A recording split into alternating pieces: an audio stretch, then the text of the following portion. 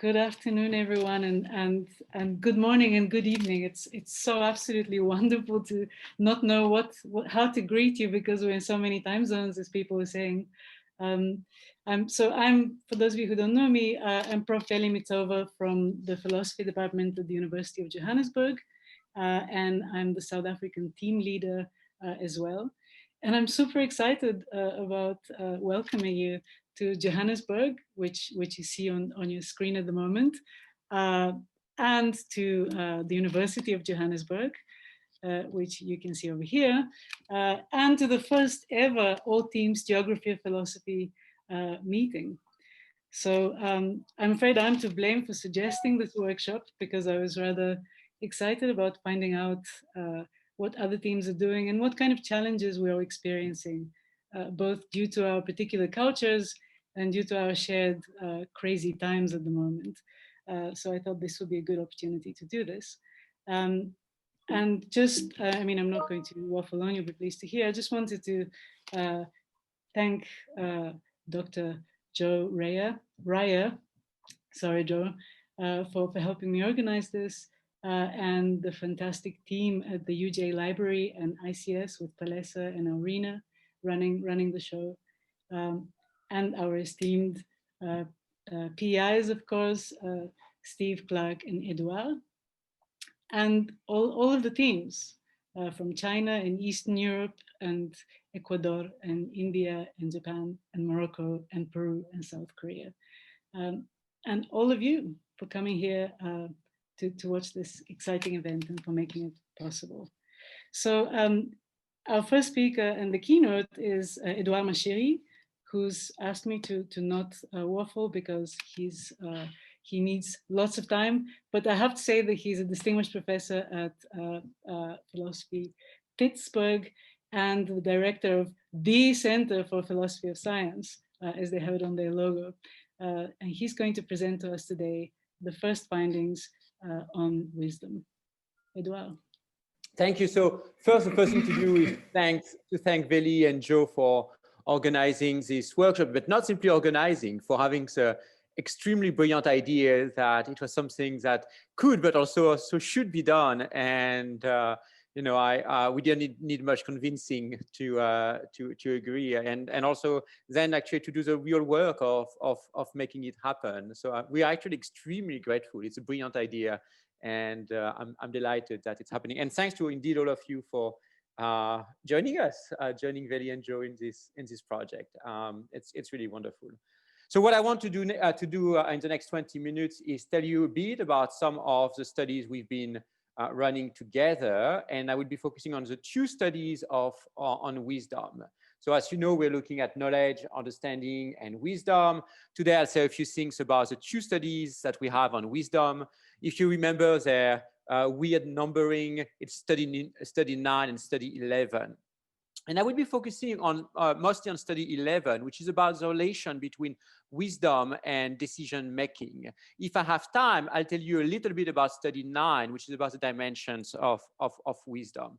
So the study on wisdom and decision making is actually complete. We have all the data sets, and we are actually about to start thinking about completing the data analysis and working on possibly an article based on the data analysis. So I think it's a great time, in fact, to share the data with you and ask for possible suggestions, feedback, and thought. And of course, we're going to have more interaction around this data set in the coming weeks.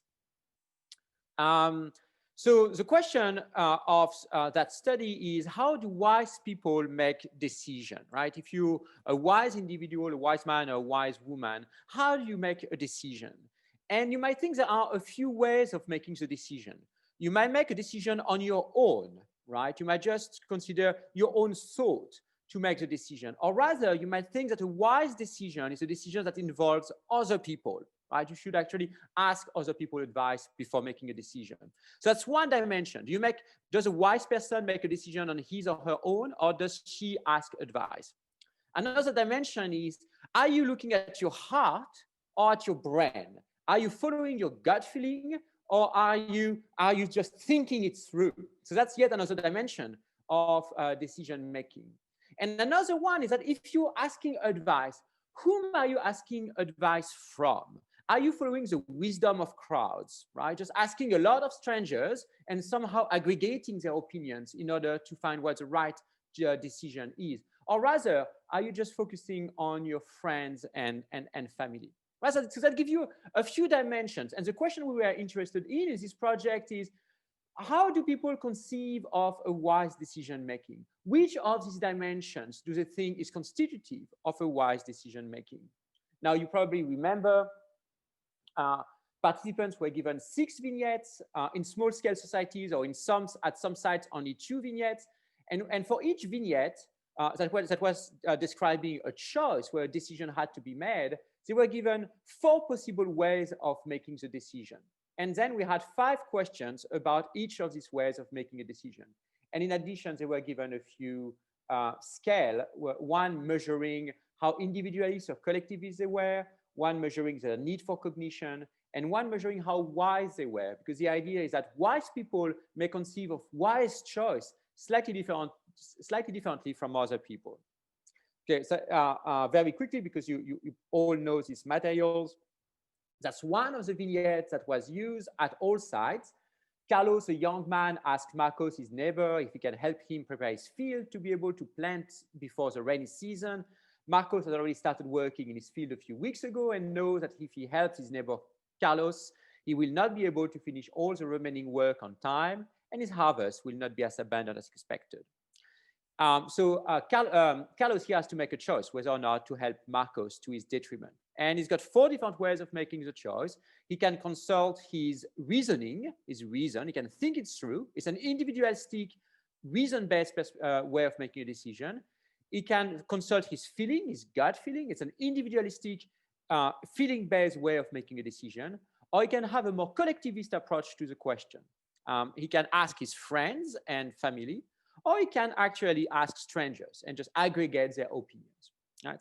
So people had to make a decision. And for each of these questions, they were given the following question: which option is the wisest? How would you make the choice? How would other people in your culture make the choice? How good would you feel if you were to choose this way? And a 5th one, which is not here on the screen. In addition, they were given the WISE scale that Igor Grossman, one of our collaborators, which has been very instrumental in this project, has developed. And I will skip that. One of the hypotheses that was driving this work was that collectivist cultures would be more likely to favor collectivist wise decision making. So wisdom would be associated with taking the advice from other people, while individualistic culture would not. And that's based on some work by Igor, that suggested that might well be the case. Now, what I will do is I will directly skip to the results, and then I will try to summarize what the punchlines of the results are. So what you see here is for the countries that got the 6 vignettes, and it's aggregated across the 6 vignettes. All right. In red, it's individualistic, affect-based choice. Right, you consult your own gut feeling. In green, it's the individualistic, reason-based choice. In blue, it's a collectivist, friends option. And in purple, it's the collectivist, wisdom of crowds option. Right? And as you can see across these countries, is that there's by and large a common phenomenon that emerges. Right? People think that the wise decision consists in thinking it through on their own. Right?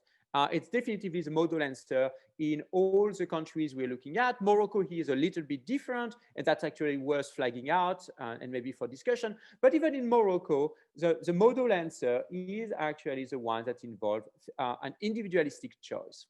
So very little variation. Interestingly, when you ask people what decisions they would make, you find a very similar answer. People, by and large, believe that they would make what they take to be the wise decision. People view themselves as wise deciders, wise decision makers. However, when you ask them what decisions other people would make, you see a reversal of the preference. Right? other people actually are taken to follow another strategy, not the wise strategy. They're taken to follow a collectivist strategy consisting in asking advice from friends. So you see here a reversal of a first person, where the individual takes himself or herself to make a wise decision in that kind of situation, while others would be making a suboptimal, not unwise decision. All right. You find a similar phenomenon when you move from a similar pattern when you move from the countries that were given the 6 vignettes to the countries that were given only the two vignettes. And here you find a similar phenomenon, except for 2 countries, which I think are again worth flagging out for at least discussion. Ecuador, the Chihuahua, where instead of having one modal answer that emerges, namely the individualistic reasoning-based answer, you actually find that the first 3 options, the 2 individualistic strategies and the one consisting in asking friends, are equally favored. And in this very well-known other small-scale society, Germany, you find a very similar phenomenon. So surprisingly here, Germany and Ecuador are quite similar. Now, one possible worry here with this data set is that it looks like one might worry that people are given random answer, which would explain why they give similar votes, so to speak, to the options. On the other hand, it's not quite the case, because even among the Chihuahua in Ecuador, the 4th option, the wisdom of crowds, is dispreferred. Now, I find the German pattern a little bit strange, but be it as it may. And again, you find the same pattern, right? What people think is the wisest decision is the one they take themselves to be making. And again, you find the same pattern that others actually would be making an unwise decision, right? So that's the pattern that one finds here. If you look vignette by vignette, so what I've shown you is aggregated across the 6 vignettes. If you look vignette by vignette, you find the following type of results. For 5 of the 6 vignettes, you find the same pattern. However, one of the vignettes, the Linda vignette, which involves, if you don't remember, making a decision about a vacation, shows quite a different pattern. And in fact, for that kind of decision, intuition, an individualistic decision based on intuition is favored in all the sample except India. Here, again, an interesting bit of variation.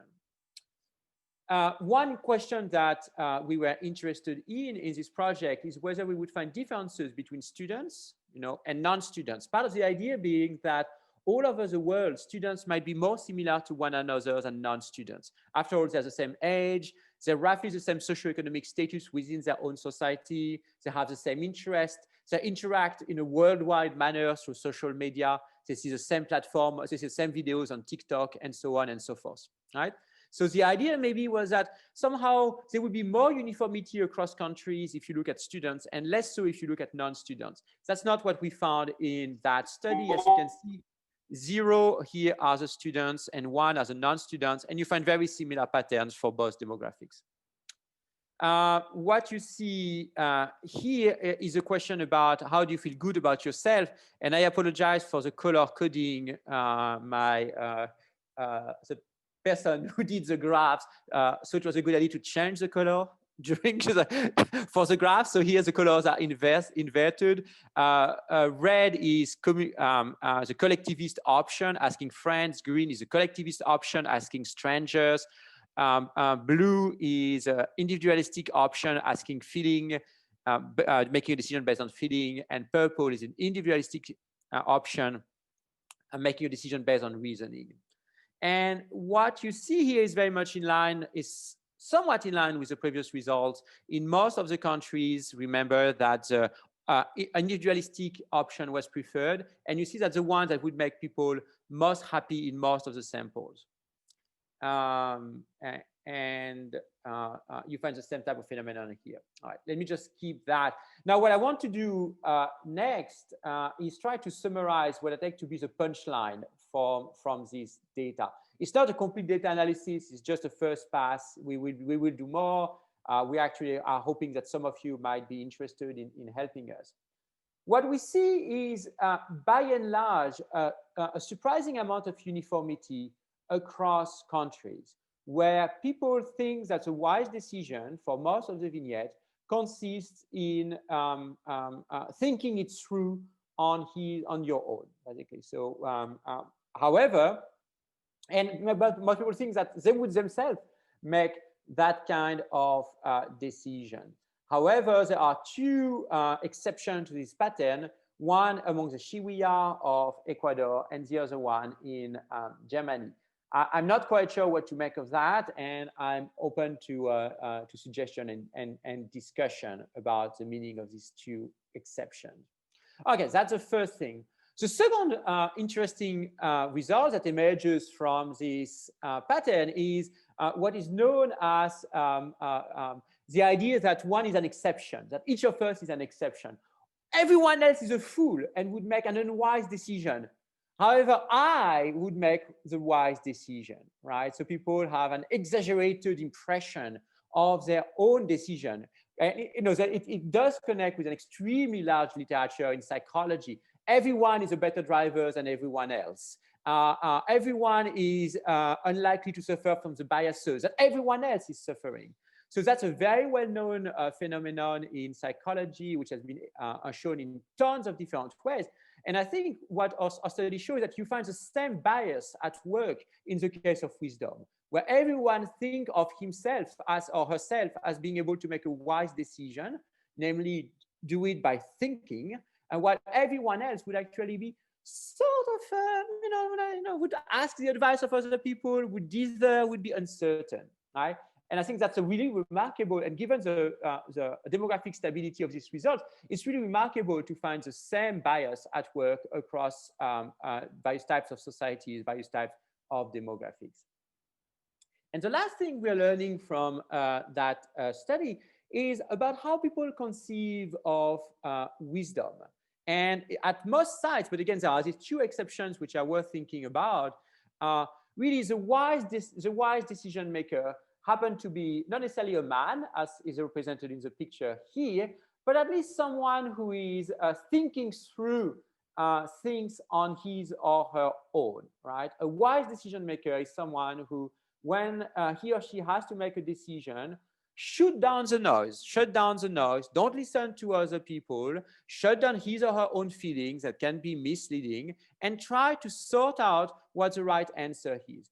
And one of the surprising facts here is that, contrary to what we had expected, there is no collectivist versus individualistic culture phenomenon here. You find the same preference in Asian cultures and in Western cultures, a common distinction between collectivist and individualistic cultures, among students and non-students, and among most small-scale societies and also industrialized society. And religion here doesn't seem to matter either. So that's a really a surprising phenomenon. Again, there are two exceptions, Germany and Shiwiya in Ecuador, and I'd like to hear thoughts about that. Now, one possible limitation, which is extremely serious for that study and for the conclusions we might want to draw, is that the effect, namely the one I was just talking about, right? So the idea that a wise decision maker is someone who thinks through on his or her own, might be driven to some extent by the vignettes that were given to participants, right? It might not be a universal conception of what a wise decision making, but it might be rather domain specific. When confronted with such and such domain, one should use reason on his own. However, there may be differences. One reason for other choices. One reason to think that might well be the case is the Linda case, which involved choosing where to go on vacation, where you see a reversal, where people prefer feeling across countries rather than reason. And again, it's not unreasonable, right? If you decide, where am I going to go, the beach or the mountains this year? Well, let's consult my feeling. I'm not going to think it through a whole lot. So maybe somehow what a wise decision looks like depends across domain. And that's sort of a limitation of our study. If you make decisions about investing, about where to go on vacation, and I don't know whether you guys know what the third image on the bottom is. It's one of my favorite images of the whole human history. It's Darwin in his notebook deciding whether or not to marry his wife. On the left, you have Machery. On the right, you have not Machery. And Darwin literally went through the pros and cons about whether or not he was going to marry his wife. And then end up at the end, yeah, I'm going to marry my wife. So some people do see that even for marriage, reasoning is actually the way to go. Anyways, that's it for this first pass. And I think I'm already about at 20 minutes, Veli. Is that right? Okay, so I should stop now. I think I hogged about three of your minutes, so go ahead. Okay, so I'll just tell you in a nutshell the gist of the other studies. The question is what makes someone wise? What are the dimensions that make people wise people? Along what dimensions do we judge that individuals are wise? And so what we did is that we asked people to compare 10 individuals across a set of dimensions, as you might remember. I'll skip that. And then what we did is try to factor analyze their comparison between people in order to identify the dimensions that make people wise. All right, so what I'm showing you here, it's a very preliminary analysis. I'm not totally sure it's the right way to analyze the data. And I'm actually, but I thought that's an interesting set of results. So what we've done here is that we've identified the dimensions across all the data, right? So we've put all the data from all the countries together, and we've identified the 2 dimensions that predict the variance. Right? And then for each country, we've projected the 10 characters onto this two-dimensional space. So I hope it makes sense for most of you. And what you see here are the samples we have available, or we had available when we ran this analysis: China, Ecuador, Korea, Morocco, Slovakia, the UCLA, and Waterloo, the students at Waterloo. And what you can see here is a set of interesting phenomenon. When you fix the dimensions of the space, so the dimensions of wisdom, so to speak, you see again a fair amount of stability across countries. You see, for example, that the politician, which is Paul, the physician, which is Med, and the scientist, which is Sai, happen to be clustered together, usually at one end of the cluster of the x-axis and on top of the y-axis. You see that U is on top of the y-axis and at the opposite end of the x-axis, right? You see that 12, the 12-year-old, the child, the example of a non-wise person, is at the bottom of the y-axis and varies a little bit in his position in the x-axis. And you see also a cluster of the teacher, the 75-year-old, the 45-year-old, and the fair individual, which happens to be clustering together in pretty much all of the sample. That's another way of presenting the same data here. What we've done here is just keeping the 2 dimensions. And for each of the 10 characters, we are showing you where each countries are locating them in these 2 dimensions. That gives us a sense of the amount of variation. As you can see, for example, the 12-year-old, there's an agreement across countries that is very low on one of the dimensions, and there's disagreement about the other dimension. The 45 and 75-year-old, there's quite a bit of clustering, but the 75-year-old is higher with respect to one of the dimension compared to the 45-year-old. And again, the physician, scientist, and politicians are clustered together. And U is clustered on one of the X and one of the Y. All right. So that's that's where we are for that study. We're not quite sure. Whether it's the right analysis. We're not quite sure what to make of it. Our goal, and I just mentioned that quickly, was to do what those people did here, Gray, and Wagner. We did a very similar study for the ascription of mental states, and they were able to identify 2 very simple dimensions that make sense of people's ratings. Now, what I'd like you to do, I want to use your many brands, your extended brands. I want you to tell me what these dimensions are. So what are the dimensions that we are? What is the X dimension here, and what is the Y dimension that makes sense of the location of individuals here on each of these graphs, right? And I'm not quite sure what these dimensions could well be. Here, I just want, in a sense, to invite you to enlighten me and give me feedback on this project. Again, thanks to all of you. Thanks also to the Templeton Foundation for, actually, it's not the right acknowledgements, but thanks for the Templeton Foundation for supporting this project, and thank you for your attention. All right. Brilliant. Thank you so much, Edouard. We have about 7 minutes for questions. Can I ask people to ask questions directly and as briefly as possible so that we can get a few. Edouard, do you prefer me to take a few questions and then you answer them, or one by one? No, it's okay. I mean, people can go, and if someone suggests, I just don't see everyone. So on my screen, it's okay. If you can just, if people can use either the hand facility, or if you're a co-host, you can't use the hand facility. So if you just type an H and pop it in the chat box. Okay, Patricia had a question, and go for it, Patricia.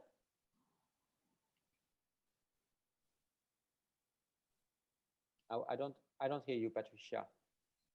Hi, can you hear me now? Yep. Yes, I can. Yes.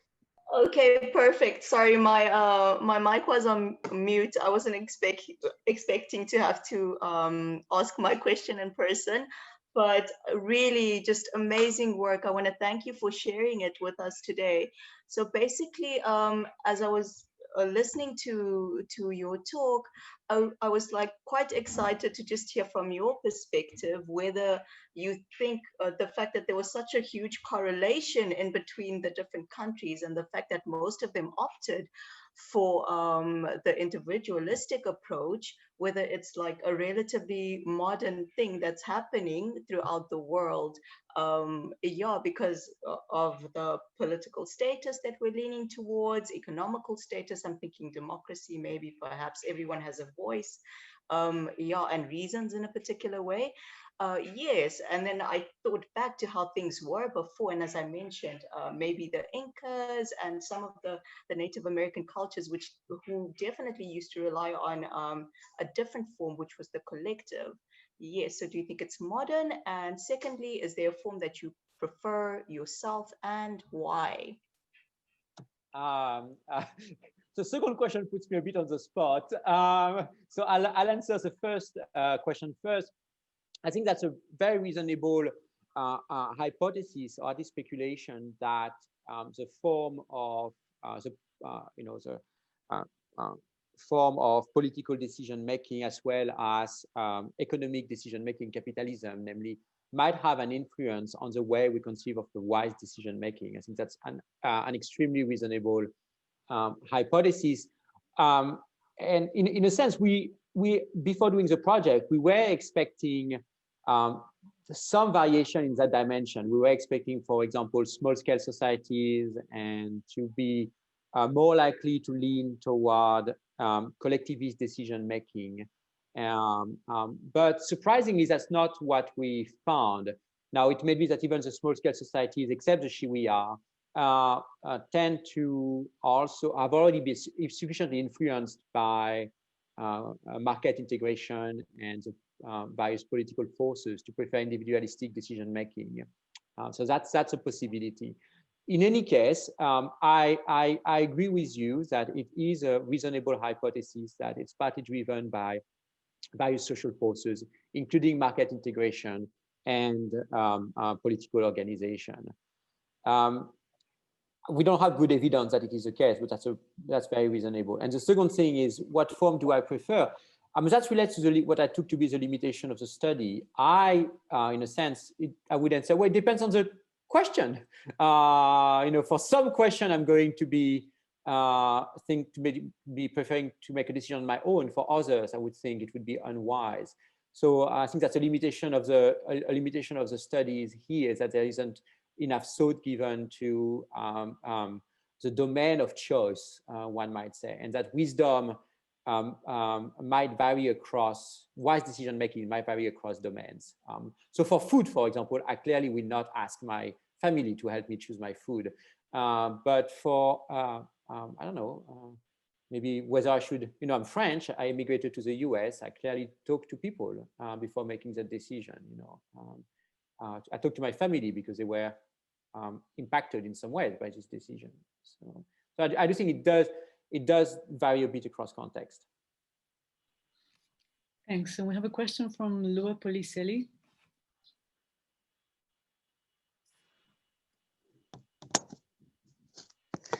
Oh, oops, sorry. Can you hear me? Yep. Okay, thank you very much for the excellent talk. I'm very interested in this project. I'm Luana, speaking from Austria. I'm postdoc from Konrad Lorenz Institute, and I have a couple of questions. One is regarding your sample, like what were your target groups, if they were academics or non-academics, and which categories did you create for this? A second one, I would like to know a little bit more, what does it mean to possess an individualistic approach, in the sense of which values are imbued in the semantics of what it means to have this individualistic approach from each different place. Thank you very much. Good. So concerning the samples, there's a bit of variation across sites. At some sites, at most sites, we've been able to collect data from both undergraduates and non-undergraduates. So there's a variation in that respect. So people who are not students and people who are students. So part of our goal was to be able to avoid limiting our samples to students. At some sites, we have there's variation in terms of the level of education. So we don't have a systematic sampling strategy, except for, to the extent that it is possible, collect data from students and from non-students in order to be able to compare these two groups. And because there's a bit of variation across sites, I don't have on top of my head all the details involved in this in the composition of each sample. If you send me an email, I can look at it and try to get back to you.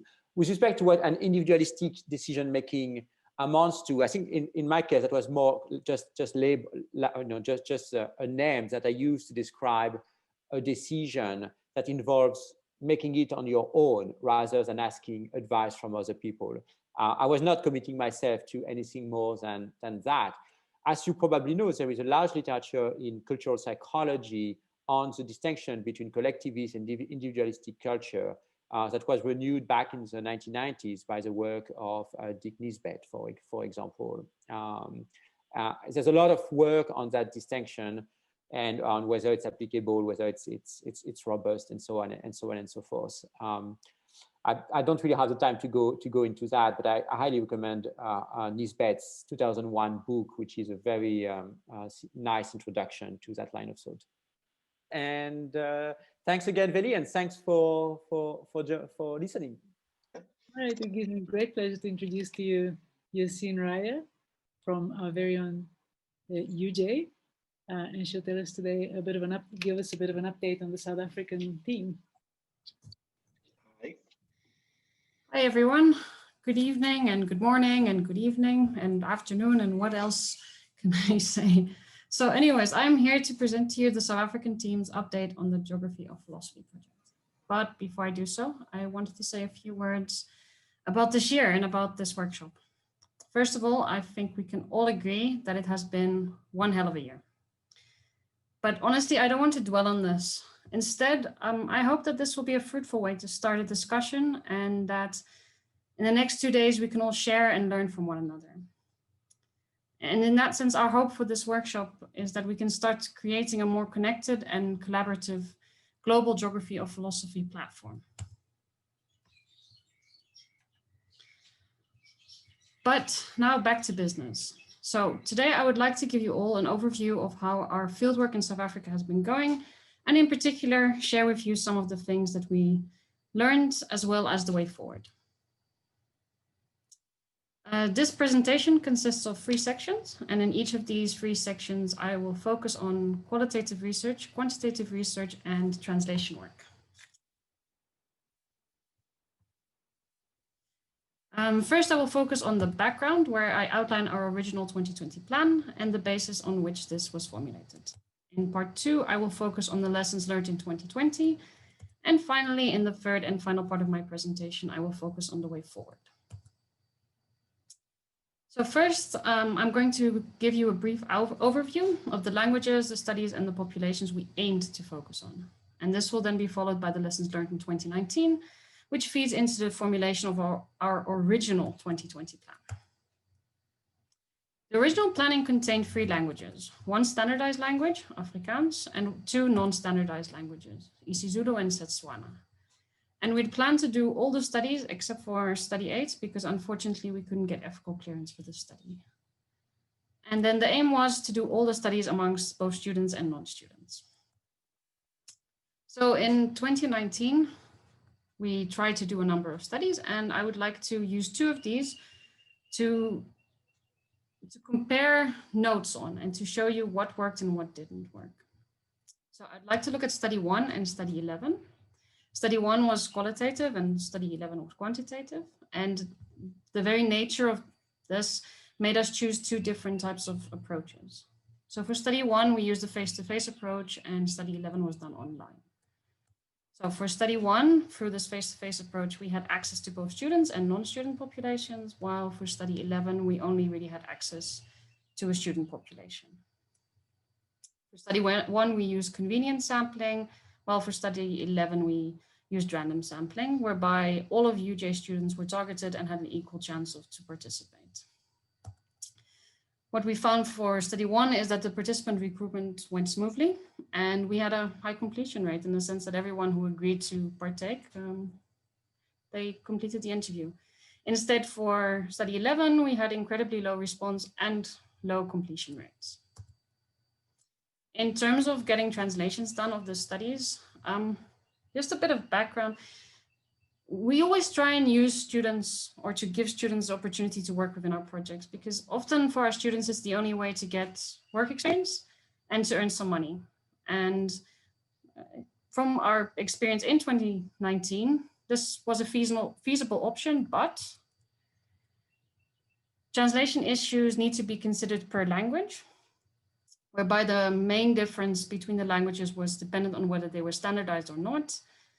And from study 1, we had learned that for non-standardized languages, it really helped if we could allow students to work in groups when doing a translation. So getting a group of students together to do the translation, and then a different group of students to do the back translation. For standardized languages, this really did not require group work, and individual students could do the translation and a different student could do the Then on the basis of this, we formulated the 2020 data collection plan, and this was going to go for all the quant and qual studies. In terms of the type of research we wanted to do everything face-to-face.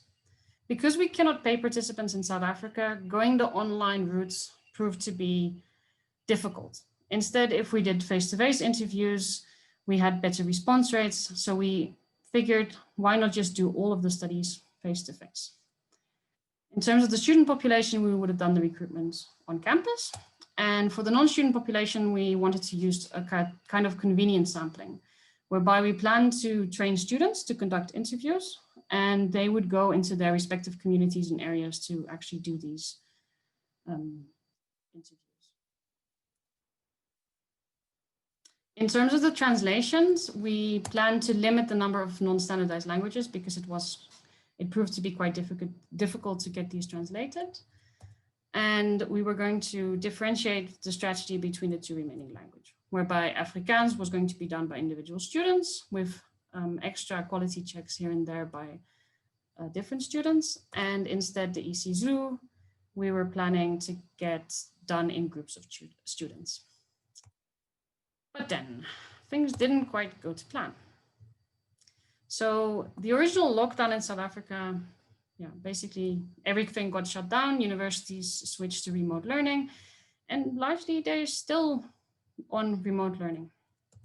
And the consequence of this is that face-to-face research is not allowed. And it's currently also not clear when this will change.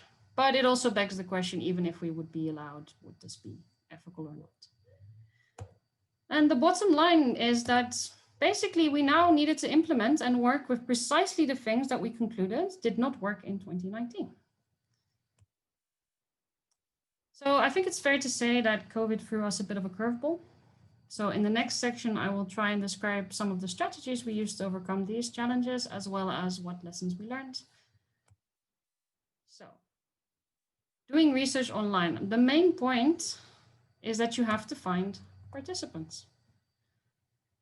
So in this section, I will describe a number of the strategies we explored, as well as the up and down side of these different strategies. So the different things we did. I'm going to use study 9A in Afrikaans with a non-student population as an example, or as a sort of case study for the different strategies that were explored. We explored using social networks, including sending Qualtrics links of the study to friends, acquaintances, colleagues, but also sharing it on groups that we're part of and sharing it on social media, for example, Facebook. Another strategy we then came up with was to create a sort of a brand name for our Afrikaans studies, which was Filosofie in Afrikaans, or Philosophy in Afrikaans. And we created a number of social media accounts with this name, and these accounts were also used to share links to the studies. We also created a website where the project is described. Links are made to the official Geography of Philosophy website and social media accounts. And it has a page where we were asking people to participate in our research project. And we also tried going through the mainstream media. So what we largely learned is that all of these strategies, they create a form of traffic, or at least that's the aim. So the question becomes, how much traffic does each strategy result in? Or in other words, how many potential participants does our strategy generate? But also, how useful is this traffic? What completion rate does this traffic have? Or in other words, how many of these potential participants actually start a survey and moreover, actually complete it? What we learned was that the traffic from personal networks does not create large amounts of traffic, but the traffic it does generate has high completion rates.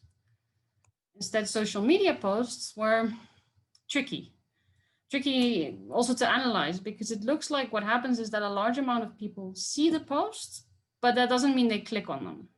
So effectively, while we have a large amount of exposure, it does not result in large amounts of traffic.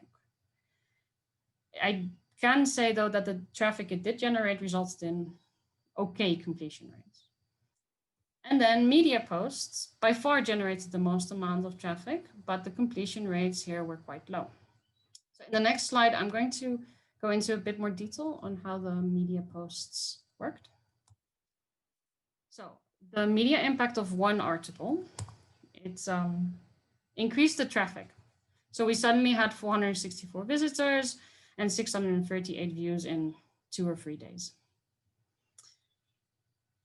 It also generated 316 clicks to Qualtrics studies, of which specifically 249 clicks were to study 9A. So 53% of the people who actually reached our site through this media article opened study 9A.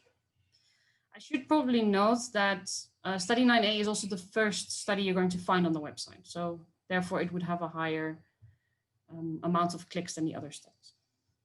Of the 249 people who clicked on study 9A, a total of 155 actually started the survey. And that's 62% of everyone who actually opened the survey. And of those who started the survey, 42 completed it, while 113 did not, which is a completion rate of only 27%. What is interesting though, is that this article actually produced something else. People left us messages and their contact details. They wanted to get involved and help with other studies, which is a completely different type of traffic. We set out to find survey respondents, but instead found a group of highly committed Afrikaans speakers who are interested in our project. We found participants, in actual fact, for qualitative research. So In terms of translations, the differentiation made earlier remains, and indeed, where the plan was not disrupted, we found little problems, but where the plan was disrupted, so was the result. So Afrikaans was not disrupted, and we could get translations done without any issues. But isiZulu was disrupted, and where we tried to use the same approach as we did with Afrikaans for isiZulu, because we could not get groups of students to work together, the end result was poor translations with many discrepancies between the translation and the back translation. So in this last section of my presentation, I would like to present what we think is the way forward.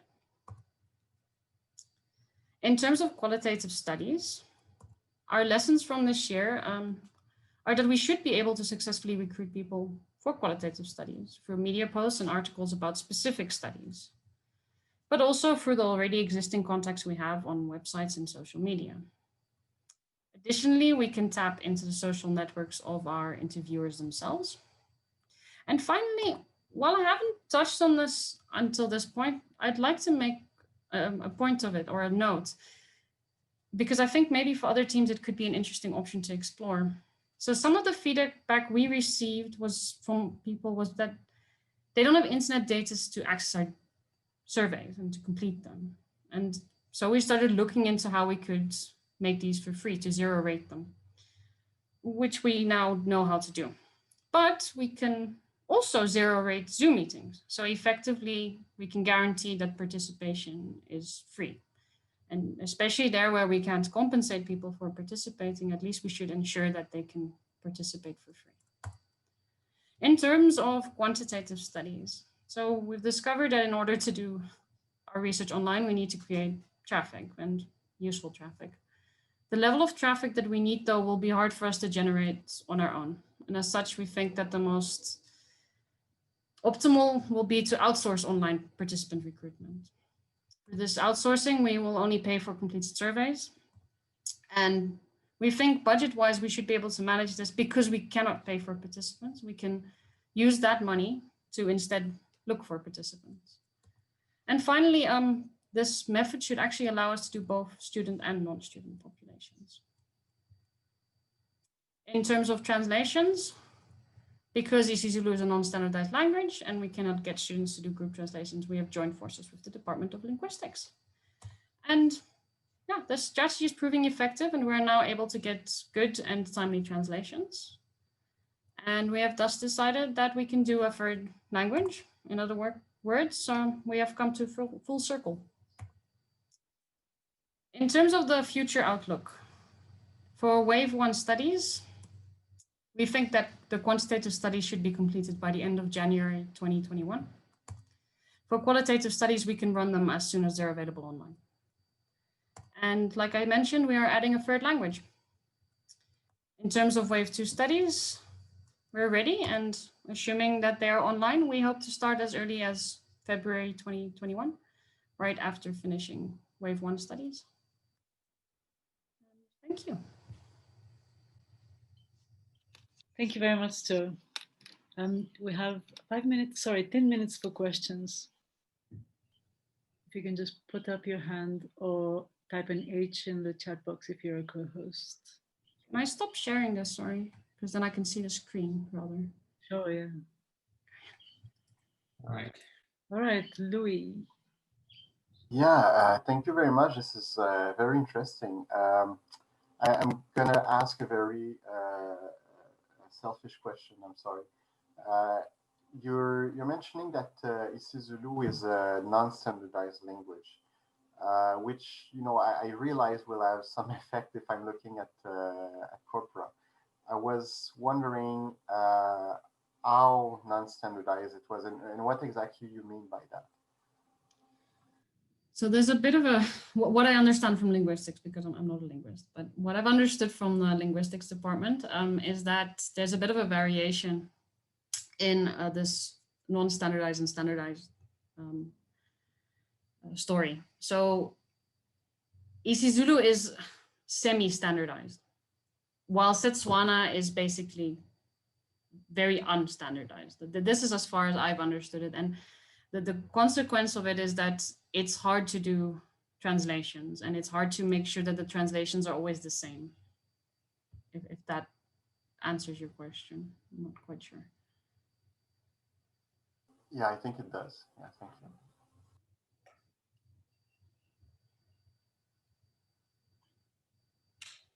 Edouard. Yeah, so I was interested by, I've got a comment and a question. I was interested by the 27% completion rate, which I don't know what your opinion is, but I thought that isn't really bad at all. I mean, you know, it's not you know, bad at all. You're not being able to participate. Now, of course, it's only 600 people, so that's a bit of an issue. But if you can reach more than 600 people and get 1 out of 4 to complete the study, that's really not bad at all. You're not paying the folks. You know, I actually find that quite remarkable that you're able to get 25%. You know, I think I can explain why. Okay, go ahead. Okay, so. But I mean, do you think it's good or bad? I think it's actually remarkably good. It's just a matter of reaching out to enough people. Okay, so the story is a little bit more nuanced in a sense. If you go and look at the completion rates for people who end up on our website or on the Qualtrics link via, for example, social media posts, then the completion rate actually drops quite significantly. And this is probably because people are not sure why they ended up there in the first place, right? If you instead look at, and through that method, we would need to generate at least 6,000 people to actually click on it to get the 180 for study 9A. In terms of the completion rate for the actual media posts, these people have specifically come there because they read a newspaper article or a online post article through formal media, which said to them, hey, there's the university is running these studies. They are looking for participants. Do you want to participate? And these people then went to the website, a specific number of them clicked on the link, and then the completion rate's only based on the ones who actually started the study and completed the study. And in that route, you would need to post or get 4 articles at a minimum, probably 5, before you actually reach enough people to complete one study. And it's a challenge to get formal media or to get mainstream media to publish articles, and you're going to saturate it quite quickly if you've got 9 studies and you need per study 5 articles. Yeah. So what we're depends. Yeah. So I don't want to monopolize, but Clark and Kelly and I are in the process, we don't know whether it's going to work, of developing a portal which we're going to advertise by using keywords on Google. And then we can see whether we can drive traffic to the portal and then to the studies. If that, we're going to try to, I think, in the coming weeks in English. And if it works in English, then we'll generalize it to other languages. So that might be also another way of getting some participants to your website. Just get the right keywords on Google, like lying, how wise are you, or whatever. And then you get people to the studies. So. I mean, if you throw a full campaign of people who know how to direct traffic and are experts at this, that you might win, but I am not. So in that sense, like that's it's a limitation. And I think for me to be able to generate enough traffic would take quite a number of months to really get a wide following and to Yeah, I mean, so stay tuned. Hopefully our project of using Google advertisement might work. And we'll let you know. If it's a complete failure, we'll let you know too. But if it works. Will you be doing payment for participants or non-payment? No, we don't pay participants. We pay Google to advertise. So to participants, we give them some feedback about how wise they are, whether they're good at detecting lying. So we give them some substantial content. We'll see whether that works. So that sounds like a nice idea. Yeah. Do you have some other questions or comments from the team leaders or anyone else? I can't see everyone at once, so if you're raising your hand into your video, I'm not.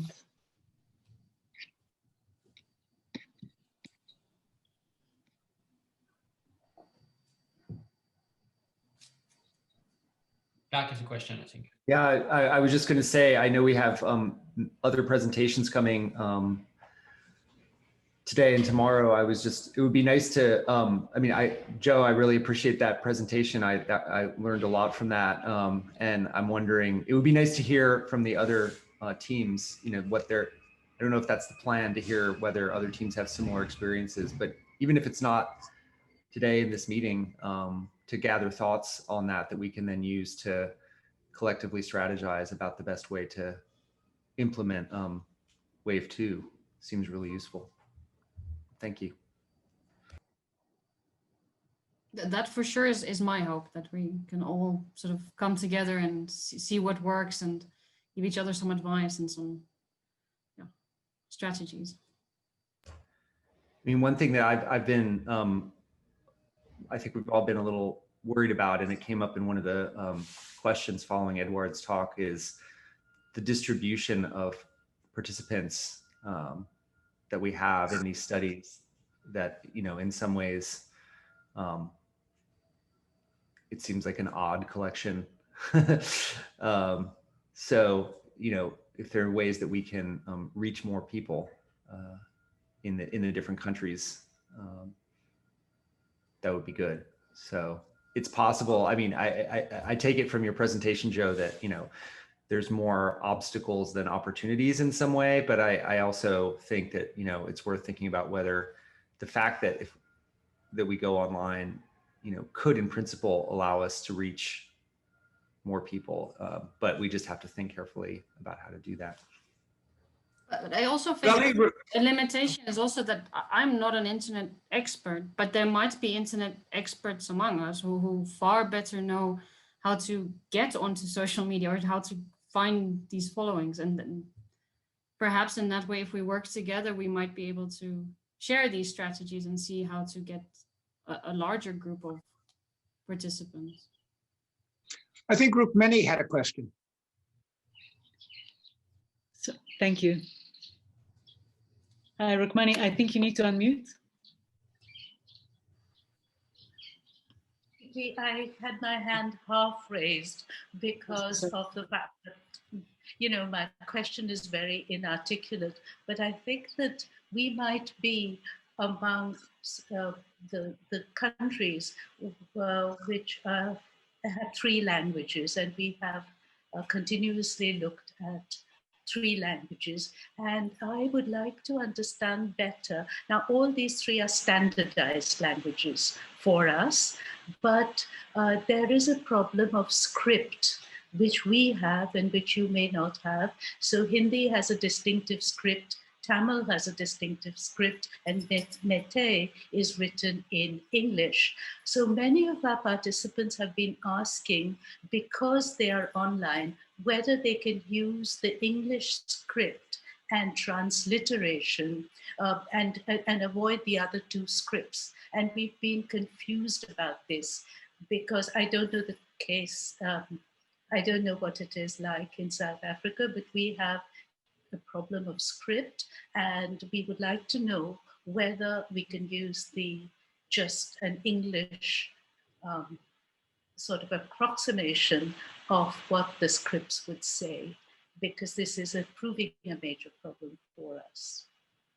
So if anybody has, I don't know whether Josien has comments, but if anybody has, we would be grateful. We don't have that problem, so I think I'm going to refer you back to the PIs. I mean, go ahead, Edouard. I don't have a complete answer, but so I can just give you my gut reaction. I think the answer is yes. It strikes me, if it's simpler for the participants to use the alphabetic script to write their answers, I don't have much concerns with that. I might be missing some aspect of the problem, but prima facie, I think that's the right thing to do, is to allow them to do that if that's actually what they want to do. So I have a follow-up question, which is that we selected our 3 languages from 3 different language groups on the assumption that the cultural variation would match the linguistic variation. to some extent. You've, of course, found in your wisdom studies that that's may not be the case. But if there is no match between, the problem here is that we have chosen 3 different language groups. And what I wanted to know from the South African case is whether their languages are related or on a continuum, or whether they actually are in these very, very different language groups, because the comparison points would be different. Okay, so that's a bit easier for me to answer. So like Afrikaans has absolutely nothing to do with isiZulu. They're completely different groups. So Afrikaans actually more towards the Germanic because it stems from Dutch. And then isiZulu and Setswana, which was originally the plan, also differ. They're also from different language groups, although they'd probably be closer, but they are from different language groups. Mm-hmm. So you would expect to find cultural variation, and that's why you chose 3 different language groups, or why did you? I'm not sure if you should expect it between isiZulu and Setswana. I really don't know enough to make that statement. But if you would be expecting to find differences on the basis of collectivism and individualism, then I would suspect that perhaps you would find between Afrikaans and the other 2. Again, as we've seen, you don't know. Earlier presentation that didn't hold up, but yeah, if we were working under that assumption, that would have been the reasoning. As for why we chose specifically isiZulu and Setswana, so isiZulu is very wide spoken, and it's partly standardized, so it's making it slightly easier. It's also one of the university's official languages. Setswana is not actually, but Setswana, I was told when we were choosing, is the sort of like umbrella language for one of the other official languages under the university, and it's more widely spoken, therefore in theory should have been easier to translate, although in practice that proved quite tricky. Especially Setswana was, when we were doing it, a bit of a nightmare. Yeah, well, I'm shaking hands with you. I'm happy to shake it back. Wonderful. Thank you very much, Joe. So it's time for our break again. We're going to reconvene at 12:30. Does anyone want to ask me questions about the break space? If you haven't worked out how it works yet, I can answer questions. Otherwise, a round of applause to Joe. And we'll see you back with Pablo's presentation shortly. Well, thank you very much, you all, for your presence today.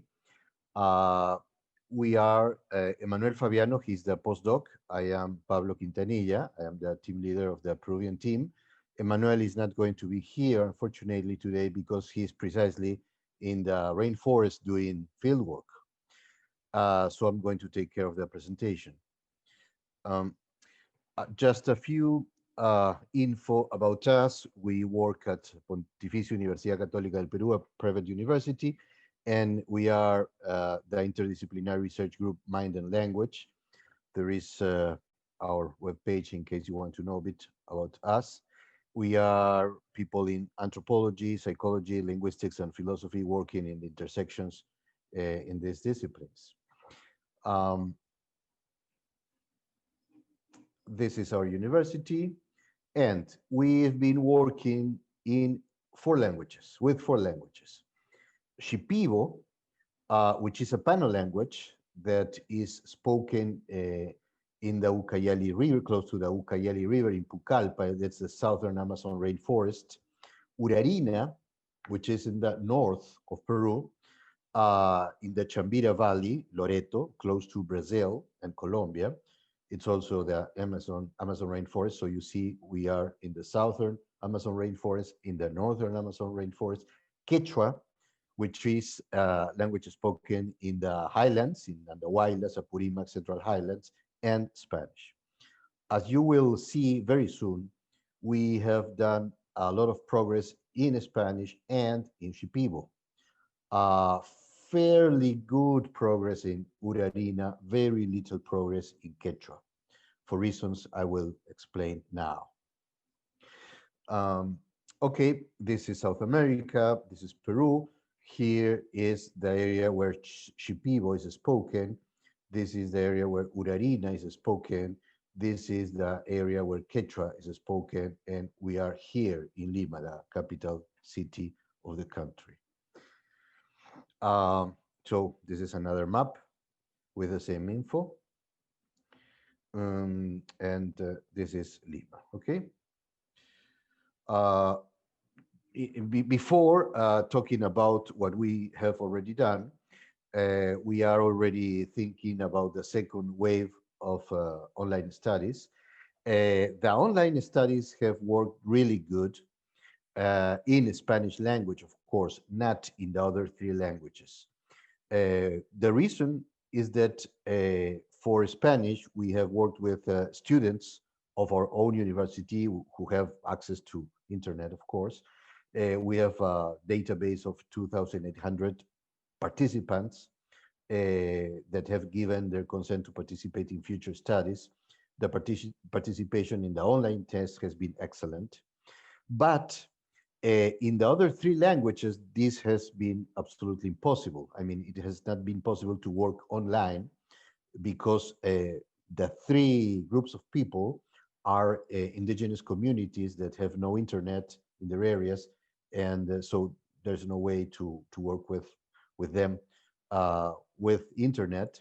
So we have done only field work, and in some cases with good progress, as you will see. No, so for the second wave, we are going to do the same thing: Spanish, online studies, the other three languages, face-to-face studies.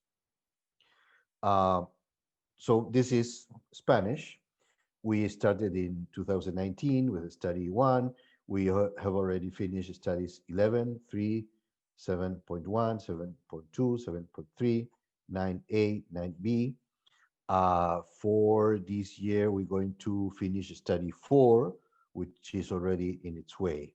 And so we will be ready to the second wave. This is the image for students in Lima. Then let's go to Quechua. Quechua is the language in which we've done the most minimal progress, I have to say. This is the highlands of Peru. What's the explanation for this? You can find people speaking Quechua almost everywhere in Peru, but most of them are bilinguals. So we decided to work especially with monolinguals, and preferably with people that do not know how to write nor read, even in Quechua. The reason for this is the following one. Quechua, of course, is the native language of the main native language of Peru, but has been mixed with Spanish for 500 years. The Spanish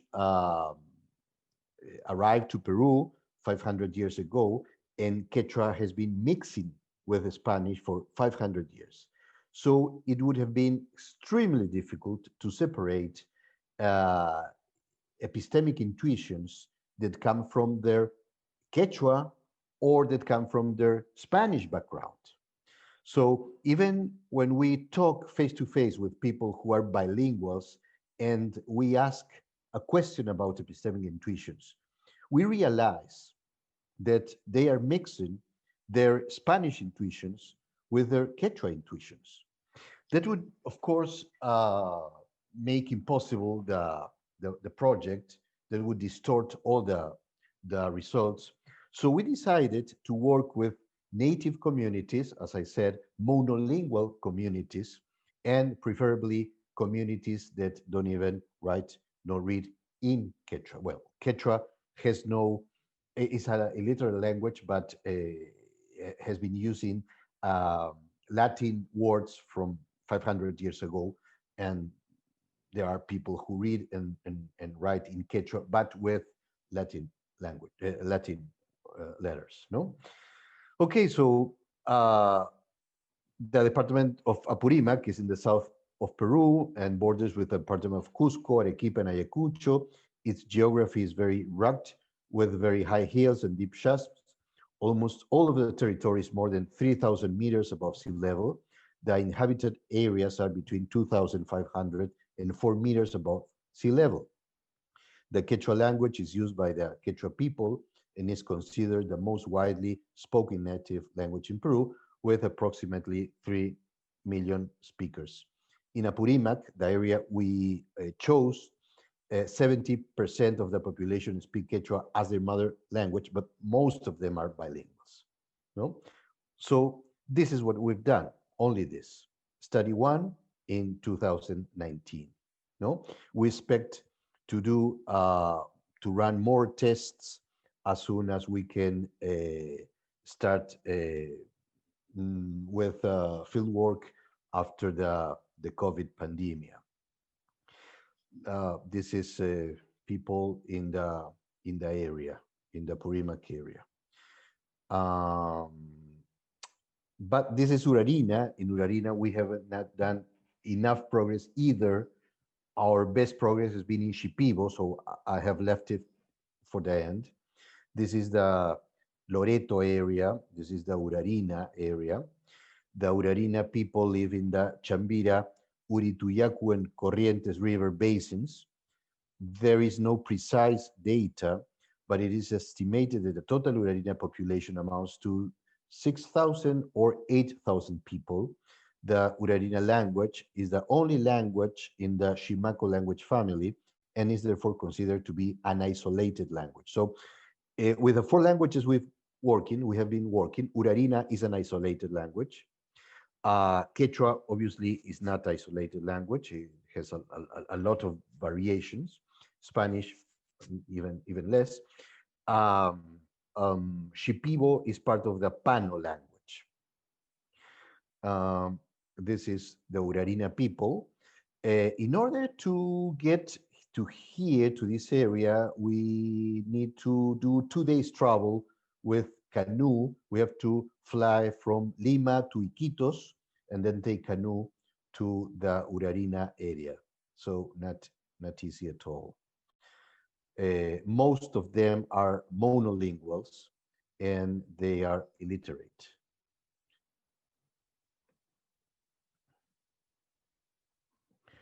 Okay, this is what we've done with Urarina.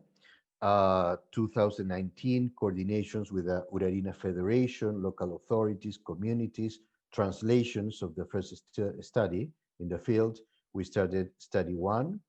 We are in preparation for the second field work, and unfortunately we had to stop this due to the COVID emergency. But we are in touch with the Urarina Federation, the local authorities and communities, so this is ready to go on. Emmanuel Fabiano, the postdoc, he's an anthropologist, he's an expert and a specialist in Urarina. There are only two persons who are experts in Urarina in the world. One is Emmanuel, the other is an Australian anthropologist who lives in England. He teaches in London School of Economics. So we have the good luck that Emmanuel is working with us. But even in this case, given the fact that he is an expert in Urarina people, we couldn't do the work we wanted to do. Challenges for the second wave: design studies that best fit the characteristics for research work with native communities in coordination with the Ecuador team. We're always in coordination with them. To resume coordination work with local communities and form a small group of local assistants who would work on both translation and application of the studies.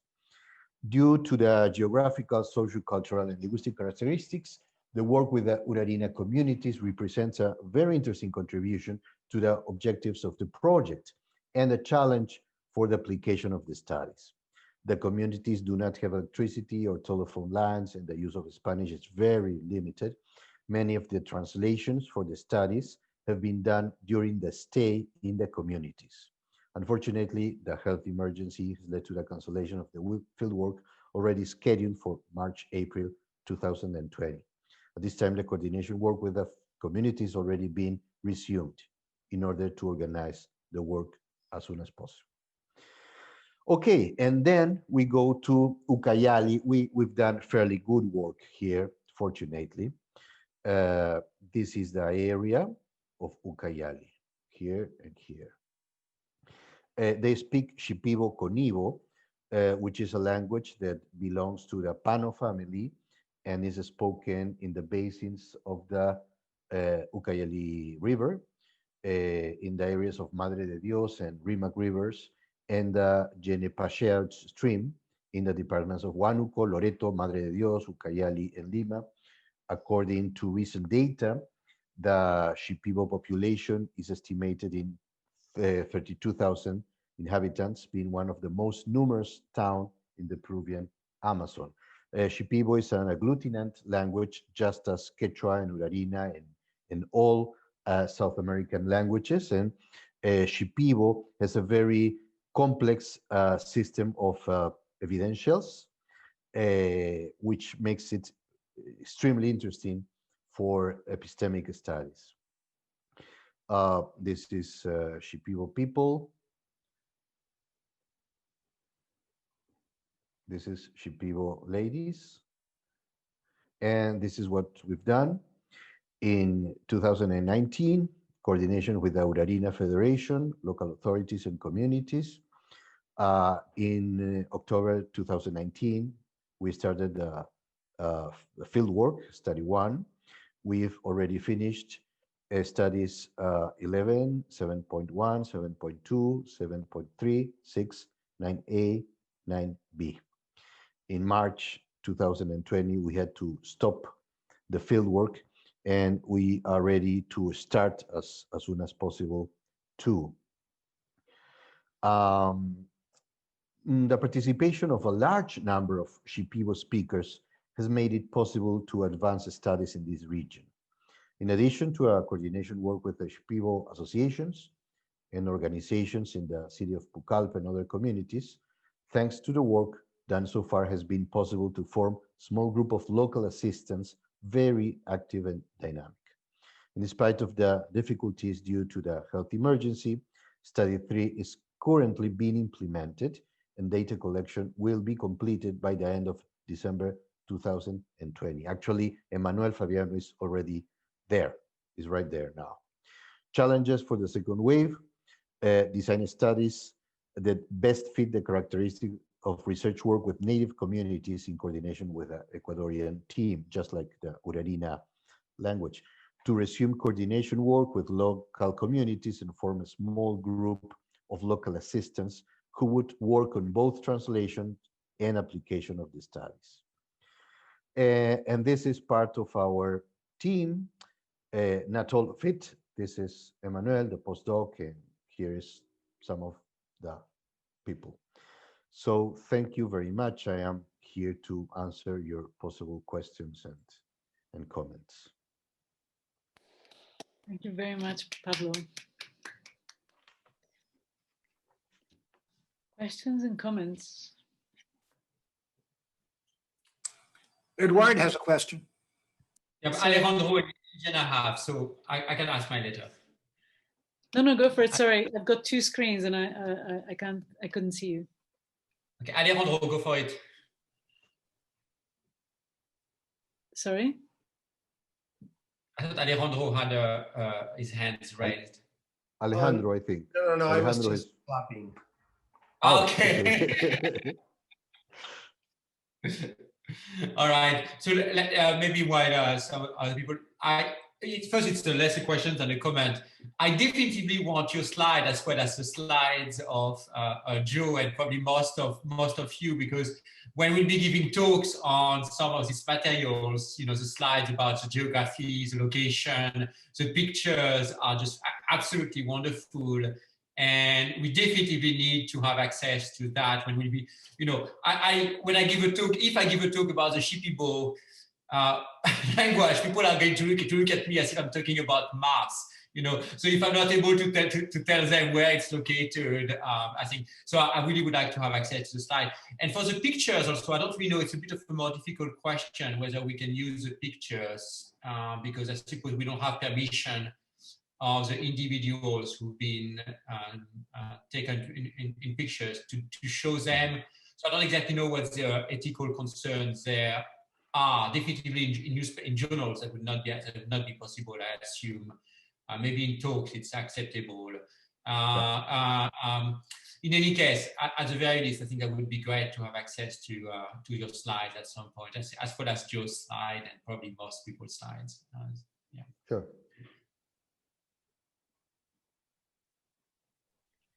Louis has a question.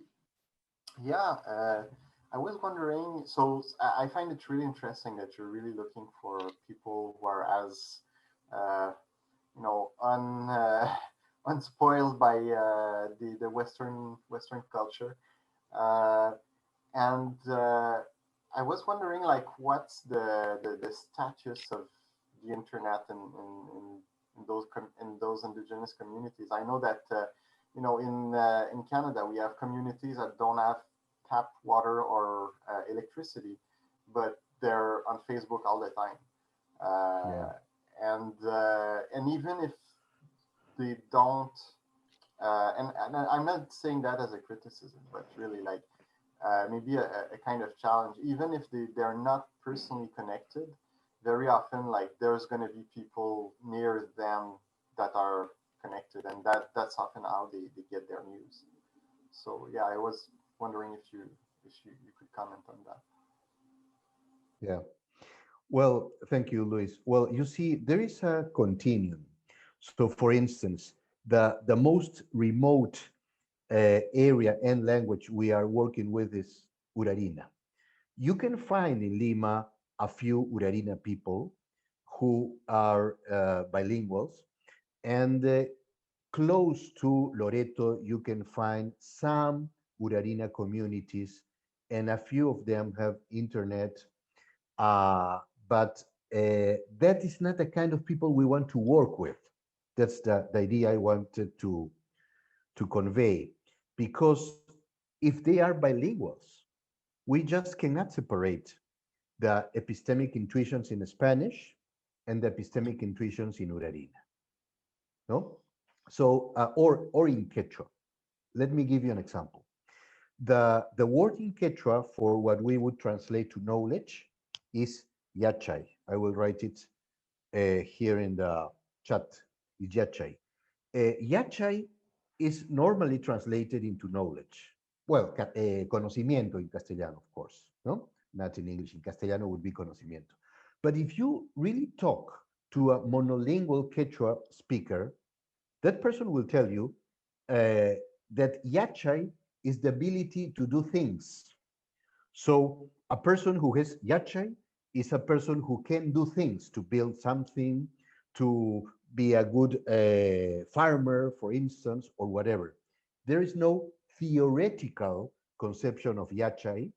There is no representational conception of yachay. It's not present there. Nevertheless, if you talk to a person who is bilingual, who speaks Quechua and Spanish, and you ask this person to give you a good explanation of what yachay is, he will give you a good explanation of what conocimiento is. That means knowledge. Do you see what I mean? Or I can give you another example. In Quechua, the word for truth would be chekak. Well, the word for truth, because that's the closest word we can find, that would be translated into the Spanish verdad, okay? But chekak actually is used in a very different way. It's not an adverb, it's not an adjective, it is an interjection. So people use chekak in the same way they will use okay, or that's right, or I see, or well done. That's how people use chekak.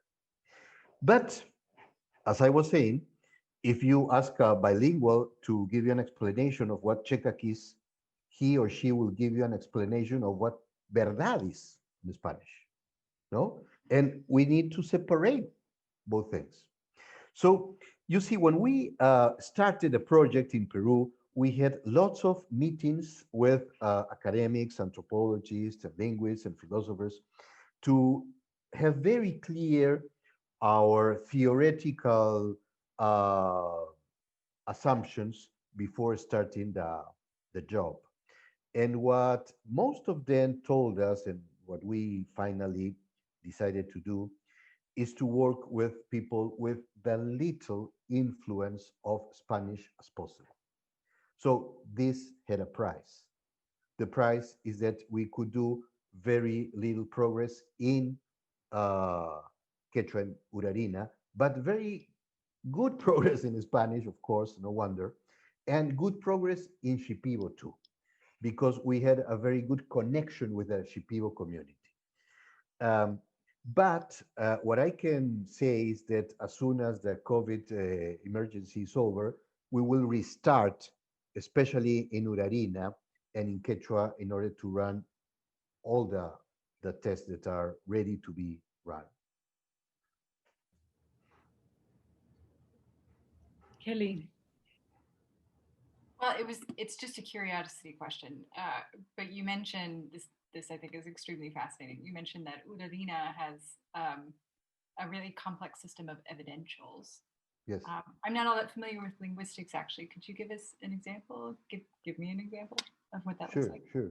Thanks. Yes. I can give you examples of Quechua, which is the language I know a little bit more than Urarina and Shipibo, but all South American languages have very complex systems of evidential systems. Well, how the evidential system works, I will give you an example too.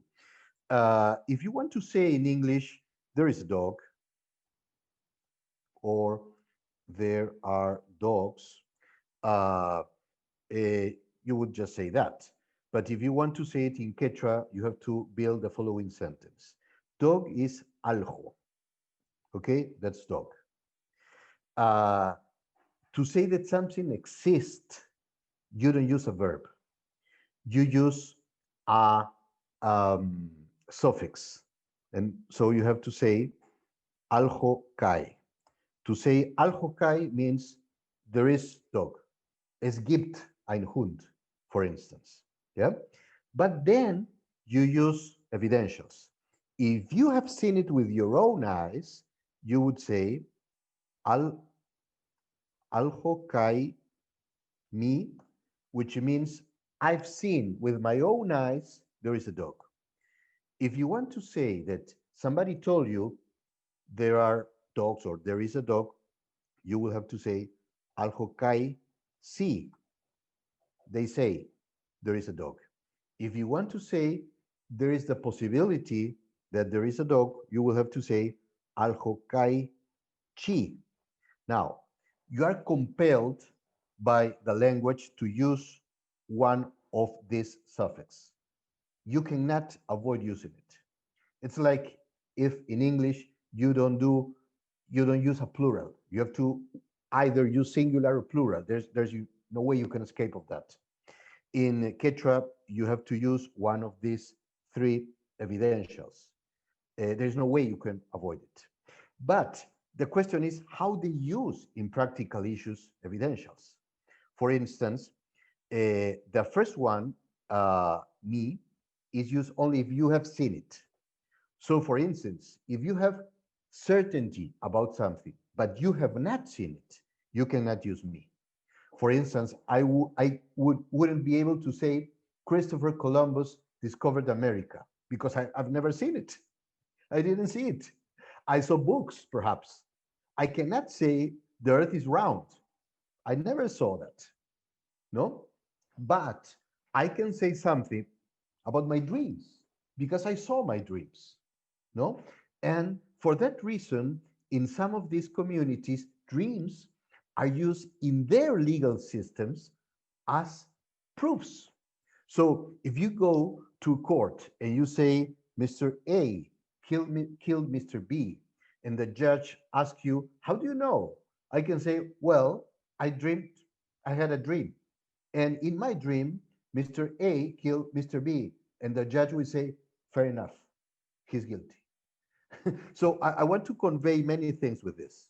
I want to convey how different these communities are with communities we are normally used to work. And the second thing I want to explain is how this system of evidentials work. The language with a more complex evidential system in the world is Machery, which is also speaking in Peru, in the border with Brazil, and there is only one person in the world that has made a dictionary of Machery English. He is an American Peruvian anthropologist. So I think this is the answer I could give you. If you want more info about this, I can give you more info. It's a problem that is very important and very interesting for me, because one of the questions I have in mind is, to what extent a language that has a system of evidentials would have their concepts of knowledge affected by them or not? That's really amazing. I had questions, but thank you very much. That was very interesting. Thank you very much, Pablo. Again, unfortunately, we're out of time. And thank you very much. If we can just come back in 12 minutes time. Hi, everybody can see this in the right view, the presentation view? Yeah, we can. Okay, hi everybody again. I am Pedro Romero. This is the report of the Ecuador's team together with George Homan, the postdoc in Ecuador, and I will go through my presentation giving you a 1920 review, what we did with GPR and what we did with the students in Quito.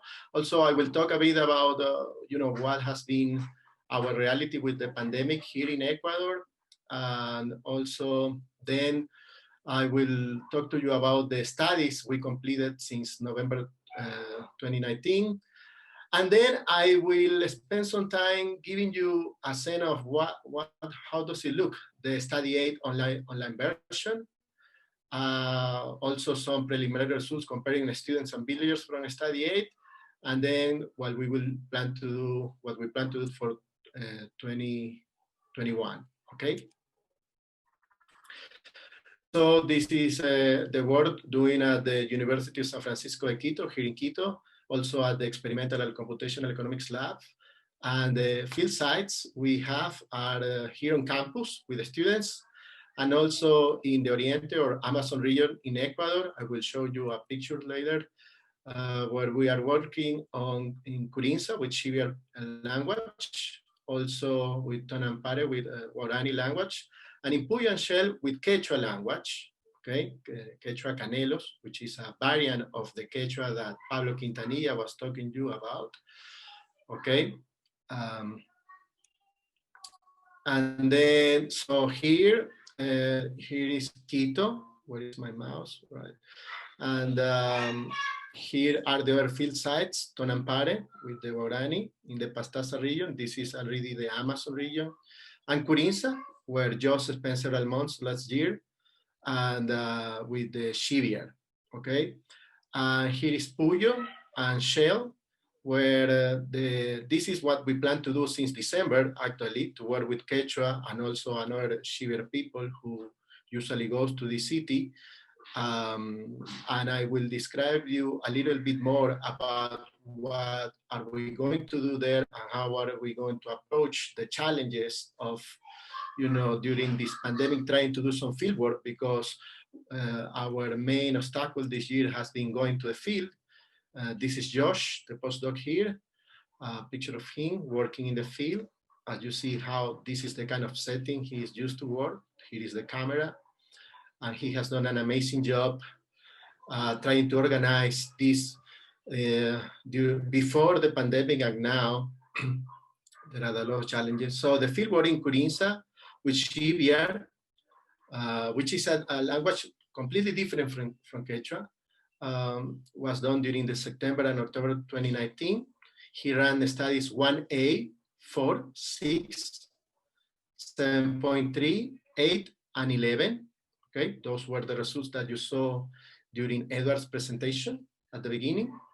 And also on campus, last year we ran the studies 1A, 8, 9A, 9B, and 11 with the student population. And we accomplished that last year. But what has been happening with the COVID outbreak? So the first city who was, we have more or less the same phenomenon like in the US regarding that Guayaquil, which is the coastal city, the city where I come from, was the mostly hit by the pandemic, and in early March and April. And then after that, all over the country, it's been a slow process. Here in Quito right now, according to the national figures, we have more cases, but less fatalities than Guayaquil, but it has been a slow process. And that has implied that we have a nationwide lockdowns between March and May and early June, and curfews after that since June until around September, and restrictions on gatherings, PPE requirements. Those are also obligatory, mandatory. And even when you go to very open, wide spaces here, like parks, you will find people wearing their mask, and not to say in small places. And I think that has been actually very helpful. There are a few people who are not compliant. And no in-person research has been allowed until December 2020, as we'll explain you later. So therefore, actually what I have been able to do is to collect data via online and also via working with Zoom with the students, basically. So all research within indigenous communities that was part of the plan of Jos was going from March to June during this year has to be stopped because of the pandemic. Okay, but he has been able to manage still some coordinating activities with indigenous leader for the second wave of studies. And in December, he will try to run a study 3 with Shiver and study 1A with Guarani in Puyo. How is he going to do that? He has been able to rent a small property there in Puyo or outside of Puyo with enough space, with a spare room, and also with a medium-sized patio where he will organize the field studies and try to protect himself and also the people who will help him to do this, and also the participants, in smaller groups, all right? And this has been an important plan that we have since, even though, as I was saying before, and I was telling Claire before this talk, that there are still some restrictions regarding businesses, and for instance, universities are not open. There are gatherings or some, like people can have at least some number of people, 10 or 20 people in their places, as long as there is like an open space. Okay, so regarding what we did here with the online studies via Qualtrics, and also via Zoom, we have study 6, 140 students, study 7 from 7.1 through 7.4, overall sample of 330 students. And we just finished study 3 with a sample of, we collected data from 350 students.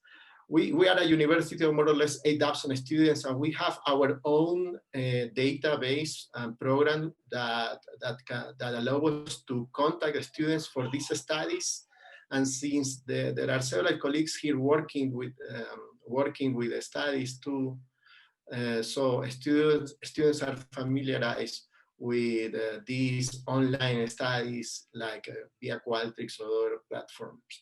But with the study 1B, what we actually did, this was half of the study was begun before the pandemic, but after the pandemic, we finished it with the Zoom, having like Zoom meetings, because this is an interview based per one person each time. study. We are still waiting for some online protocol to run a study for with the students here. Okay. Okay. There are some people who has been asking me, and I've been in contact with the Korean team, and also the Chinese team just finished like 3 weeks ago running a study 8, but in person with a small sample each time, so they have to run a very important amount of sessions in order to gather more or less 124 students. But I wanted to tell you that this study is, since the beginning, the online version, because there is a paper and pencil version that actually the Eastern European group finished the experiment last year, actually, and I'm very thankful for that. But the online version works through this software, which is Python-based. So the program is already done. You don't have to do anything. We already have the program. We have done it. I will show you a picture of the Chinese version, and it's easily deployed online on any device and can be integrated even with NTurk. And you could use your tablets or your iPad or even cell phones to run this study online. And this is how it feels when you see it online. This is the introduction, the welcome page. This is one of the pages of the instructions for the students. This is the one of the treatments, the last treatment. We have three treatments. In the first one, I will show you some results, but in the first one, we have a typical conflict game, which is called in economics hot-dog game. And according to this, you have a pair of people. The first person, every move to the right is like a safe move or like a dove move. And the move to the left is a more risky move or more aggressive move. Okay, here is the treatment in which they don't share the symbols here, because this is for the second person. You see that the symbols in their tree is different from the tree of the first person, okay? And here the idea is that how they would try to interact given that they don't share a common language, because this study is about understanding and conflict. And this is another page of the instructions. Here is a quiz every participant has to go through. And also, so we have to make sure they understand the game. Something that is different from the study A than from other studies that is important in economic experiment is that it has to be synchronous. So the people playing, every part has to be on the same time, at the same time playing the game. It's not an individual task. It's not an experiment or like a survey where each individual can do it on their own and then also at their own time, pace. No, it has to be synchronous, and both of them have to begin at the same time and finish at the same time. That's one of the difficulties, especially during this time that we are trying to move everything online. They also go through a trial round, okay, with a bot, in order not to get information from the other player yet. This is when they actually play. They are actually playing with the participant. This is for the second person, the same. They could accept where to exchange messages or not with another person. This is how you will see your results of the first stage. You have the points converted to money plus your show-up fee.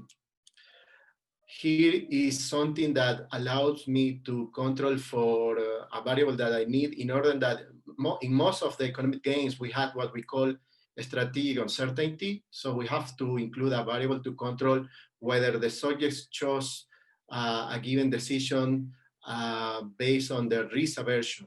Here, for instance, going from 1 to 5 implies that you are less risk averse, because if you see here, in the first gamble, you have the same payoff, okay?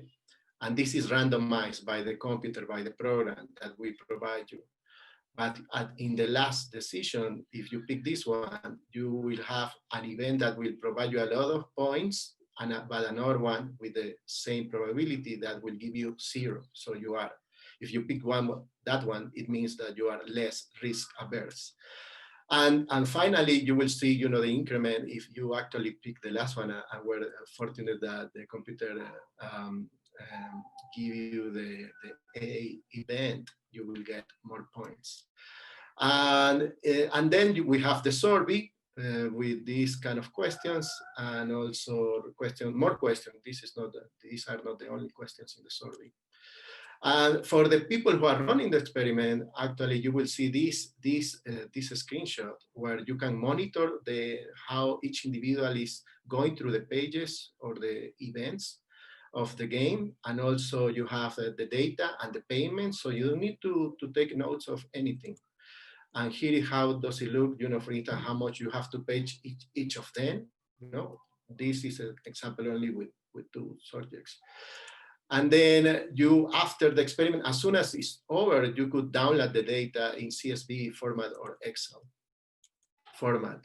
And also some people, what has asking me a lot is about, that probably our power purchasing parity here in Ecuador is very low compared to Korea or other countries, of course. But as I told them, you could easily set your participation fee. So this is the short fee. I don't know, $10, because this experiment, it doesn't last more than 45 minutes. The control, for instance, it won't take you more than 25 minutes. And then you could pay them anything plus, any amount they earn during the game, plus the participation fee could be $10. Also, you could fix, the translation or the conversion rate from each point in the experiment to here. For instance, in Ecuador, we actually use 0.1. In China, they use 0.5. But you could also, say this goes 1-to-1, like an exchange rate 1-to-1. That means that in the 3, each individual will make, I don't know, if you want to pay more, like $70, I don't know, or $20 at least. Because several teams told me about they were worried that they will not have enough incentives of the students going to participate. But I say, look, as long as you increase this or the rate, you can even pay them, I don't know, $120 for half an hour. And I'm not sure if that is enough incentive enough. Okay, this is a screenshot of the Chinese team. Xiaofei helped me with this. He worked for several months with us, trying to get this. This is the Chinese version, okay? And this is the actual lab that we have here at USFQ. You see the separations even before COVID. And people working there, signing their documents before to begin the experiment, the consent form. Okay, this is a picture from Curinsa and taken by Josh. And if you want, I think last year, in the last year presentation, actually you saw Josh showing you more pictures, very nice picture of his visits. If you want even more pictures, you could ask us. Okay, so then I'm going to show you just some preliminary results for the student population, more or less 190 students, average age, gender, more female, 66%. Most of them speak basically Spanish. This is, I will only show you 2 or 3 pictures of the results. This is the gamble chosen, the gamble I showed you in the horizontal axis from 1 to 5. Remember, it's more risk averse here.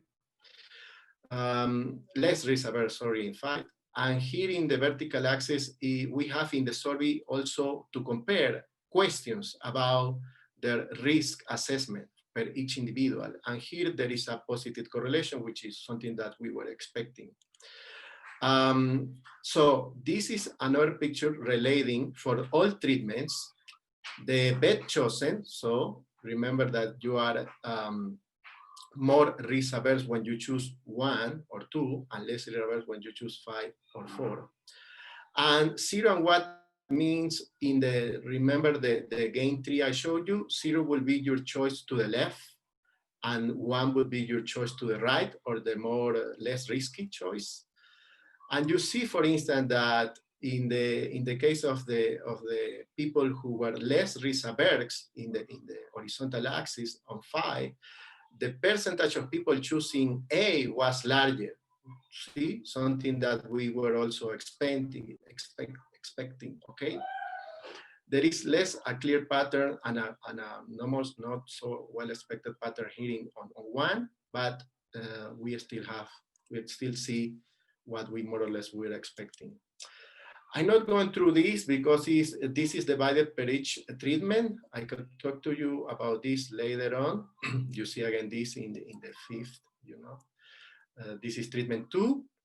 But I wanted to show you actually, this is also a figure where we are actually, another way to convey this information, you know, is the decision for moving to the left, 0, and decision for moving to the right.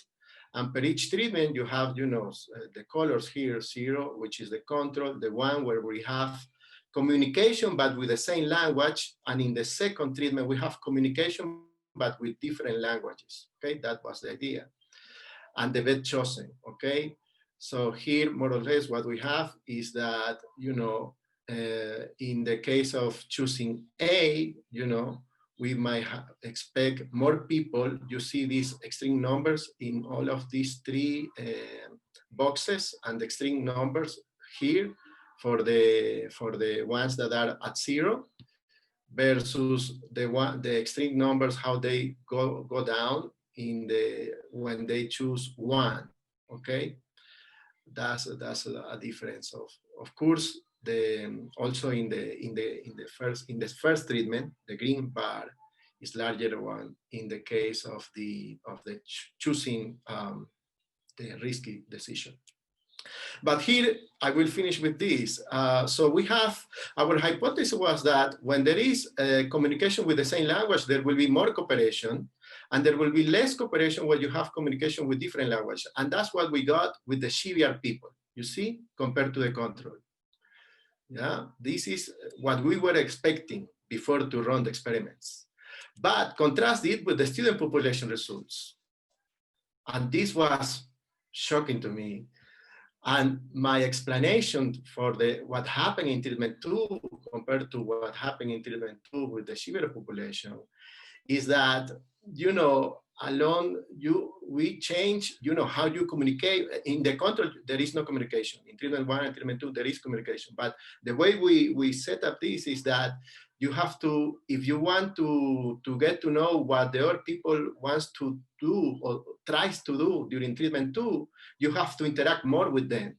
And my alternative explanation is that the more they interacted, they start to get more familiarized with the other, even though they didn't see them. And another explanation is that people from the city, you know, students, and also from Quito, is the city in Ecuador who receives the most people from other countries. So we are used to have, you know, people with different languages compared to, and the last picture says basically whether who has to translate, you know, and we see more or less the same pattern here. You know, the people who ask us for translate, the blue bar in the GPP and the students versus who said no or yes to translate, we see more or less the same proportions. Okay, as I told you, the research station in Puyo will soon be ready to continue field research with villagers, with people from GPP, Guarani, and Canelas Quichua.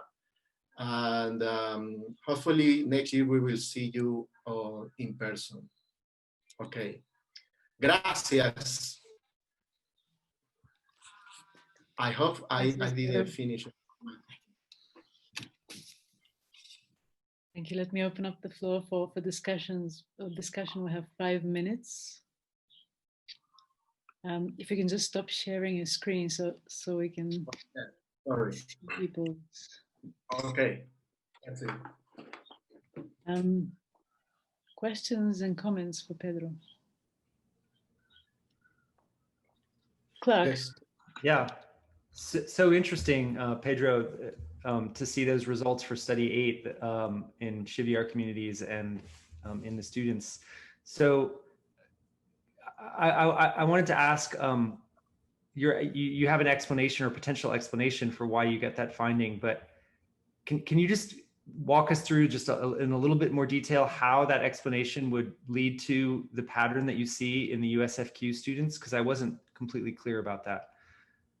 What I was saying is that you have the explanation could be that you have students here who are usually they get in contact more with foreign people, right? And also they're more used to try to communicate with people with another language they may know or not know, you know, because since Quito is the capital of the country, it's very common to have a lot of foreigners here.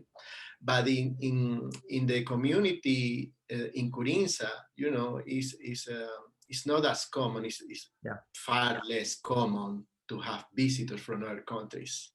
Yeah. And far less common to try to speak another language. So I think one feasible explanation for this difference is that.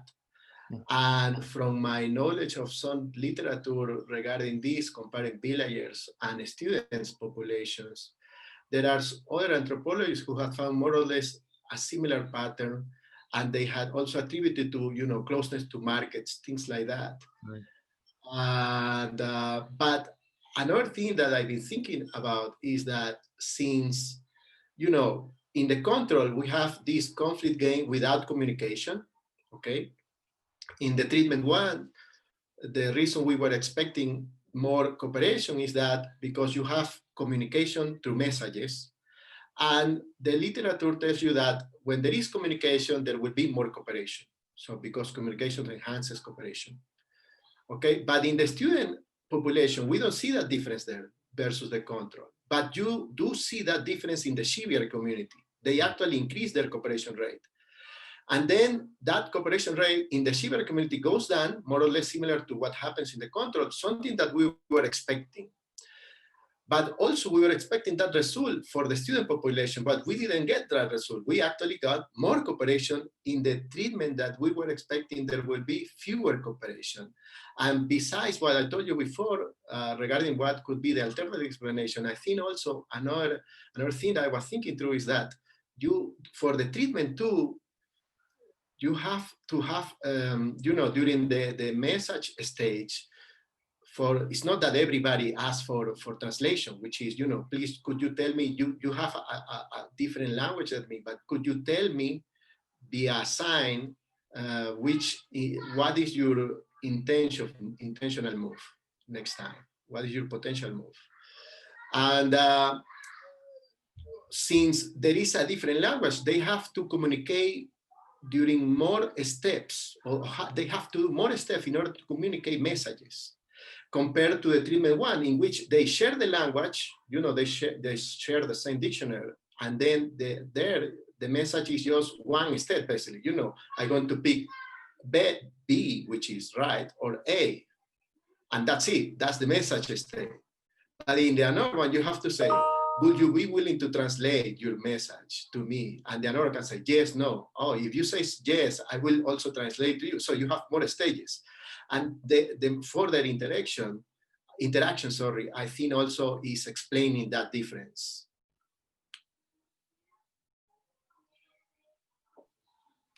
So we have time for one brief question, Edouard. Liliana can go. Go ahead, Liliana. Liliana? Are you sure? Thank you. Can you hear me? Yes, I do. First of all, Pedro, it's very nice to actually finally see you in person. I'm very curious to ask about questions, and very grateful to hear about the Ecuadorian sample for study 8, because I was with Dr. Jartirich running the study 8 in Eastern Europe. So this is very interesting for me to see the data. So I wanted to ask you if you wanted to maybe talk a little bit more about why you decided to change study 8 from the original version with the control with no communication to the new version of study 8 that is currently being run. I mean, what was the motive? Because we started doing the research with the original version, and collected general population data with that one. And in November, well, September, you changed.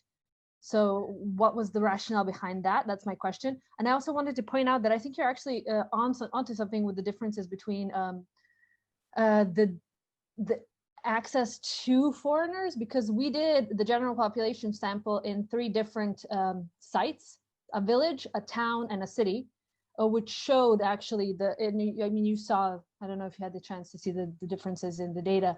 There is sort of more people were willing to ask and give the money to do the cooperation in the treatment 3 in larger cities. The student population, not so much, at least here. And you forgot to mention it, or maybe deliberately didn't, the possibility to lie in their answers, which because we ran in pencil and paper version, actually saw the students making those decisions. A lot of them chose to lie, to say I'm choosing A or whatever symbol rather than the one that they actually chose. So those are my questions. Let me go through the first one about we did a change, but we didn't change in the control version. In the control, there was always no communication. Only this, you will tell your decision, or there will be a decision between each pair of subjects playing. And but we did change, and this was the rationale was because thinking about people like you actually, and especially that also in order to compare with the villagers, there is an issue because I have done before other studies in small communities, in ethnic communities here in Ecuador.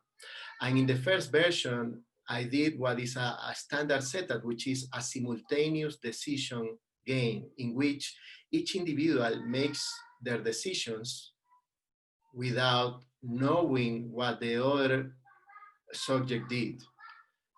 And in economics, that's usually done in order to extract or retrieve information, like they would do, trying not to bias their decision or not giving the more information. But in the field, especially with small communities, sometimes to try to convey this concept of, look, you are second person and you have to choose without knowing what the first person has to do. And they look to the game 3 and it's like, but I have to know because otherwise I can't decide. I will be choosing probably out of the blue. And that is an important problem that when I had spoken to another colleagues, if people is choosing out of confusion, in this case, the second person, is worse than when they, how could fix that problem is that by doing the games actually sequential, right? Which is also, that also within the theory of this kind of games, you could do it simultaneously or sequential. So we finally, after going through this in the field and so on, pilots we ran, it's just that in my schedule, I think study A was like in the last, and I'm thankful for you, but actually, that's the reason we changed it. And but regarding your data, we are just beginning actually to analyze, because of the pandemic and also because I've been teaching more than I usually teach this year. I have been able to go through all the data from your team too. But we are going to go through this. Also, the issue about lies that you mentioned is also another very important aspect of our study that we are going to look further with the other samples too, because actually, that is something that we more or less find the same pattern in students here. And that's also very important. You say, I want to do something, and then you change your mind. But I hope I answered all your questions. Did I, or there is anything more? Okay, thank you. Thank you very much. I'm afraid we're going to have to stop there because we're running 5 minutes late. Can I have a quick show of hands? Shall we just push on with Martin's presentation, the Eastern European team? and then have a slightly longer break, or do we want to have a quick convenience break and come back? Push on, raise your hands, push on, okay, looks good. Cool, Martin, do you mind? Yes. Great, perfect. That's if you can just share your screen with us, that's okay, brilliant. I try to share my screen right now. I hope that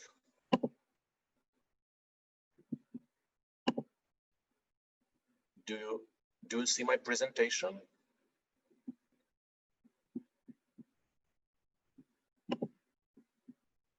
Do you see it? Yep. Okay. Yeah, but we don't see the presentation view. We're seeing your Oh, yes. And now? Perfect. Yeah, that looks okay, good. Okay, thank you very much. So first of all, I would like to present my research team. I was glad to work with. So we had eight researchers, including myself, and they collected. We were collecting data in six field sites. You can see them pictured in red, but of course there were overlaps as far as people are concerned, and we had 5 languages because Bosnia and Herzegovina and Serbia were part of former Yugoslavia, and the languages are very similar. So 5 languages, 6 sites, and eight researchers. So first of all, let me share some thoughts about this project. My original intention was to collect, of course, as many data sets as possible, and that was the reason I tried to back up, so to say, the double or even triple backup as far as the studies are concerned. But of course, some of the we started with great enthusiasm, and as usual, some studies exploded out of proportion, some studies imploded, and you all know the situation that that it is as usual. There is no catastrophic situation.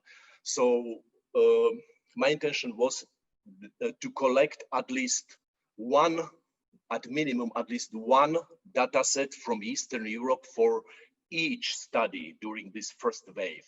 Sometimes we were successful to collect 2 or 3 data sets. Sometimes we ended up only with 1 data set, but this original intention was fulfilled. But the things are not so easy as presented, because the studies, as you all know it, were extremely different in terms of time, in terms of effort, in terms of research design, and so on, because of course it is more difficult to collect data within research design with complicated experimental settings in comparison with, face-to-face questionnaire or recording or something like that, which is in itself, effortful. We strongly preferred, because we are anthropologists, cultural and social anthropologists, to collect data by means of face-to-face interviews, even if questionnaires were involved. We were collecting data rather face-to-face. It required a lot of time, but the validity of data is little bit higher in this respect. Of course, we couldn't collect all data on our own. We had research assistants, but even we encouraged them to collect data face-to-face. Sometimes it was even necessary, because some studies, like 7 and 6, had very carefully balanced randomization protocols, and we couldn't just distribute something like questionnaires and waiting for them to be collected, because that would lead in hugely unbalanced collection of data. So even if there were some questionnaires or short stories or vignettes, we strongly encouraged our research assistants, and we supervised them in the way to collect data rather by means of face-to-face interviews. Sometimes I have several incidental examples that some studies, the first or even second attempt failed because of that, because the student working as research assistant tried to make her or his task easier to distribute the questionnaires, but of course the rejection rate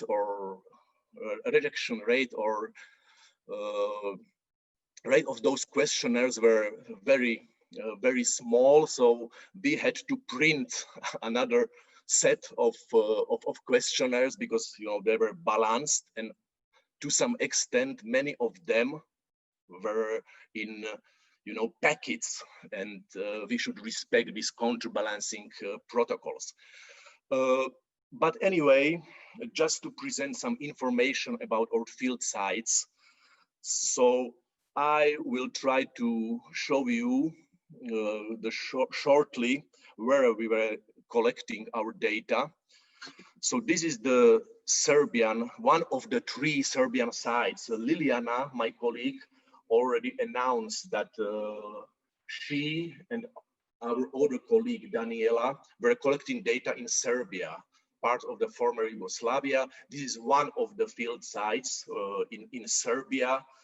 It is city of Zrenjanin in northern Serbia.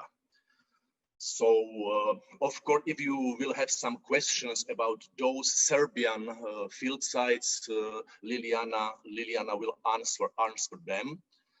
Then in Eastern Slovakia, there were again several sites. This is one of them. It is the small city in Eastern Slovakia.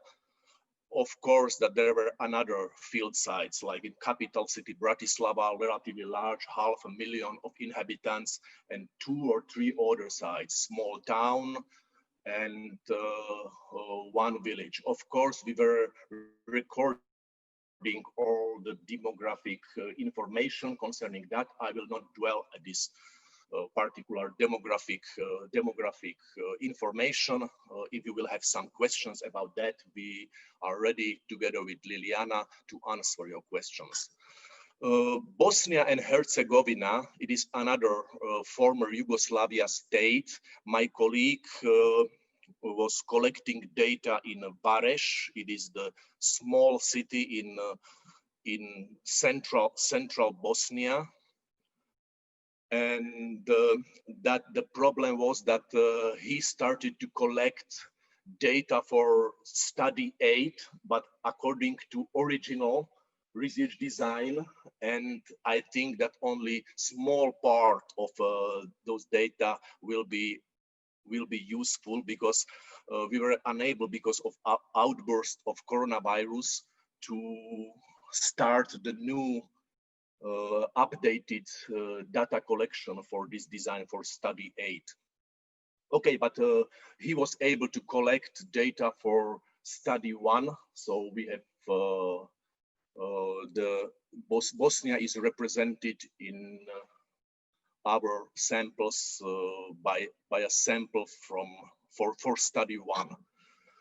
Ukraine, as far as Ukraine is concerned, probably you are already annoyed by those churches and wooden chapels. This is the local market. Women selling cheese. So it is Western Ukraine. It is small field site, Storozhnica. When this is my field site, I spent there probably in some maybe years. So the part of our data for Ukraine was collected there, and there is another large city in central Ukraine, where another part of data was collected with the help of my research assistants. So as far as Poland is concerned, it is this small town Zakopane in southeastern Poland. It is the mountain area. My colleague collected data there for study 1. And finally, the Russia, of course, that's rather continent than country. So we had 2 field sites in Russia, Syktyvkar in central Russia and St. Petersburg, former capital city in northwestern Russia. It is not pictured here. This is a railway station in Syktyvkar. So I persuaded my colleague not to collect data somewhere in her field site, but because her field site is located in Kamchatka Peninsula, in its very eastern part. It is the other side of the world, you know, from point of view of Eastern Europe. So it is geographically is far closer to Japan than Eastern Europe. So I tried to, you know, persuade her that just collect data for, if there is the Eastern and Central Europe, that even geographically, the probably Kamchatka Peninsula or Chukotka population is not very good idea. Okay, so that's the presentation of field sites. I would like now turn your attention to data we were able to collect. So as far as study 1 is concerned, we were able to complete 2 data sets, one of them from Poland and second one from Slovakia. We already have the third one from Bosnia, but it was very difficult to obtain it from Bosnia because all hard copies were in Bosnia, and there was after outbreak of coronavirus, but it was very difficult to obtain them. But now I checked that we already have it, and together with Liliana, we will transcribe them as soon as possible, and we will send this third data sets for study 1. I mean the Bosnian one. Except of Polish one and Slovak one, which are completed. As you know, it study 1A was sort of preparation for the study B because it was sort of picking up the words from the lexical and semantical point of view, which are able in vernacular languages to represent wisdom, knowledge, understanding, and so on. And then study 1B and 1C were, you know, the proper part of the study. I will not continue with that. The study 2, again, we completed, this is the corpus study. We completed it for Bosnia and Poland. Luis already knows that was a little bit complicated, especially in Bosnia. We had to obtain access to some juridical and trial processes, and it's a large database of courts' decisions, and we were able to buy access, and hopefully Luis was able to collect something in that, but you know, our task in that was rather organizational than collecting data.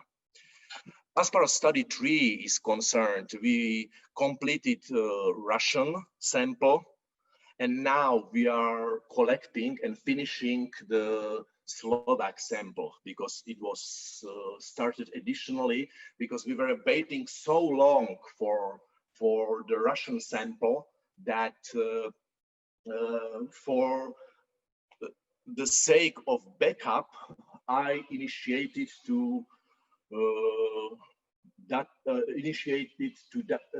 the collection of data in Slovakia as well. But in the meantime, the Russian sample arrived finally. So now probably we'll have two samples, the Russian sample and Slovak sample from the Eastern Europe.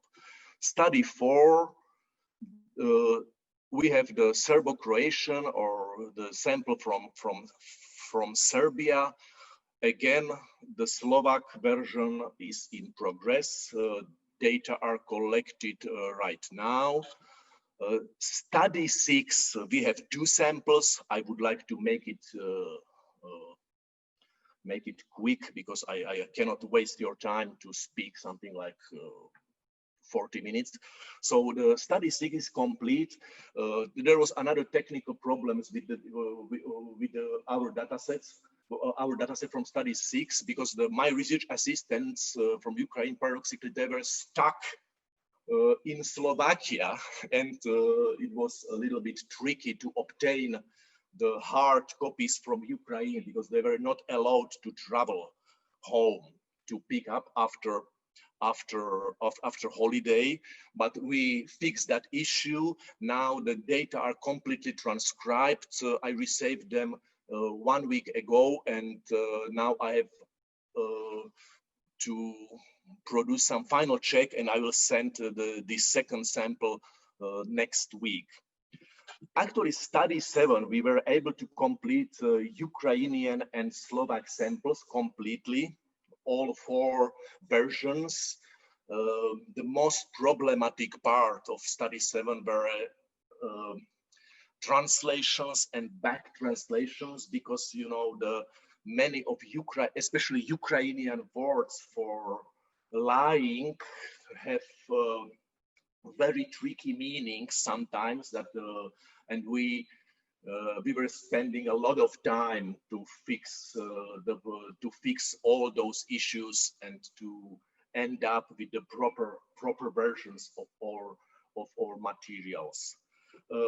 Liliana was already speaking about study 8. Now, actually, we cannot probably use, except of some bare minimum, the Bosnian material, and now 2 data collections are in progress: Serbo-Croatian and Slovakian, Serbian and Slovakian sample, and finally we have only 1 sample, I mean Slovak sample, for studies 9 and 11. I will not speak about that because Edouard already presented our data, and you know that our sample was included. So the last remark from my part is that, of course, none of those samples is in any means representative for population or state or something like that. We used always convenient sample. There was only one principle we were respecting, and that was we tried to collect the student and non-student sample. So we tried to do our best to provide that. Of course, the representativeness of samples would require a lot more effort, and for some states that would be, depending on principle, something like hundreds or thousands of persons. So representativeness of samples was beyond any reach, but I think that it is not necessary. You could see from Edouard's presentation that some universal patterns are able to emerge even without representativeness. So that is even stronger support for the argument about some universal patterns if the samples are very heterogeneous with huge variability. So we have no way to assure the representativeness. As far as data collection is concerned, it is rather our method was based on convenience sampling and snowball method for both from our part and our research assistants part. Okay, so I don't want to raise some very specific issues concerned our studies. Of course, there was a lot of problems, but we tried to resolve it in progress.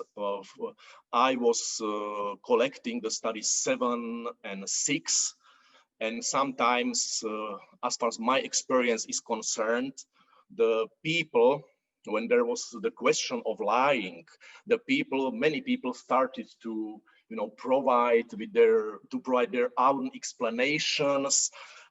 They started to argue with the persons in vignettes, and they were something like judging them as being either stupid or drunk, or sometimes, on the other hand, wise, and so on. So sometimes it took a lot of time to go back to the protocol and to speak with them that there is the past time to fill something in, because according to them, if there was some vignette or some short story, sometimes the first reaction was that this is the person in question is so stupid that it's unbelievable. Okay, but I don't want to provide you with this anecdotal evidence. And if you have some questions, I will be glad to answer any question you will pose. Thank you very much for your attention. Thank you very much, Martin. Questions and comments for Martin. If you can just unshare your screen, that'll be so. Yes, I'm trying to do that. Yes. I hope that I did it. Yeah, brilliant. Questions and comments for Martin? It was Clark and Edouard together. Go ahead, Clark. No, you go first, Edouard. Okay. It was not a question more than a comment. So I hear you when you were talking about the nature of the samples, right? I mean, I don't think we have any place where we have anything that does not remotely look like a convenient sample. So I think that's a clear limitation of our study. The only study that goes slightly beyond the convenient sample is a COVID study, where we actually paid Qualtrics to collect a specific set of demographics. Now it's not a random sample either, because Qualtrics use specific panels. But at least we have some balance for the demographics. But otherwise, sadly it's a situation that's everywhere. It makes in some ways the similarities across samples more remarkable, doesn't it? You might expect like imbalances due to gender, ages, but yeah. Yes, I am. Of course, I would be perfectly able to collect representative samples, for example, for Slovakia, because I have contact with research agencies and very good relationship with them, and it is not so expensive in Slovakia to collect representative sample, but it is possible only for those questionnaire data, and of course they are able even using Qualtrics. And if there would be some principles like in terms of demographic variables like age, gender, size of the residence, and so on, we could of course collect representative sample. For example, for Slovakia, it would amount to at about 1,000 respondents when the standard demographic variables are concerned, like gender, age, size of the site, maybe income. But of course, the more demography will come in, the larger sample size we will collect to assure representativeness for the Slovak population. And the same thing is valid for any country or any population within country. So, but I think that we don't have intention to generalize from our sample for particular populations. So I think that I agree fully with you that representativeness is beyond our scope. Thanks, Clark. Yeah, I mean, sort of continuing on that same thought, it seems to me now, so Martin, so impressed by your team's ability to collect data in all these different sites. It's fantastic. Thanks a lot. Yeah, and so it makes me think, you know, we've been discussing on the project, you know, at the scope of the entire geography philosophy, how we're going to conceptualize, you know, the variation in populations that we're assessing. And we know, you know, we already know that there's something, you know, there's a lot of heterogeneity, right? Like the idea, like, as you said, like it's not really systematic, it's not really but what I'm seeing in your case, and then I also know this from having seen what's going on in the South American case that Pedro and Pablo were describing, is that we sort of have these regional areas where within a kind of geographic region, there's interesting sampling of different populations within a region. And I think, you know, also hearing from Rukmini, their team, there's 3 different languages being, and 3 different groups being sampled in India. So I wonder, I'm just thinking out loud, when we're thinking about presenting this, you know, our papers, our analyses about variation around the world, it strikes me that we sort of have a multi-level thing that we could think about, where we think about regional differences, and then we ask the teams, including, you know, your team, to sort of brainstorm about what are the interesting things we could or couldn't say about the regional variation. And then the regional variation that we're sampling might not be the same kind of regional variation that you just described as we heard about in South America, or as we're going to hear about in India and other regions. And South Africa, we have several languages. But so each place might have different kinds of variation.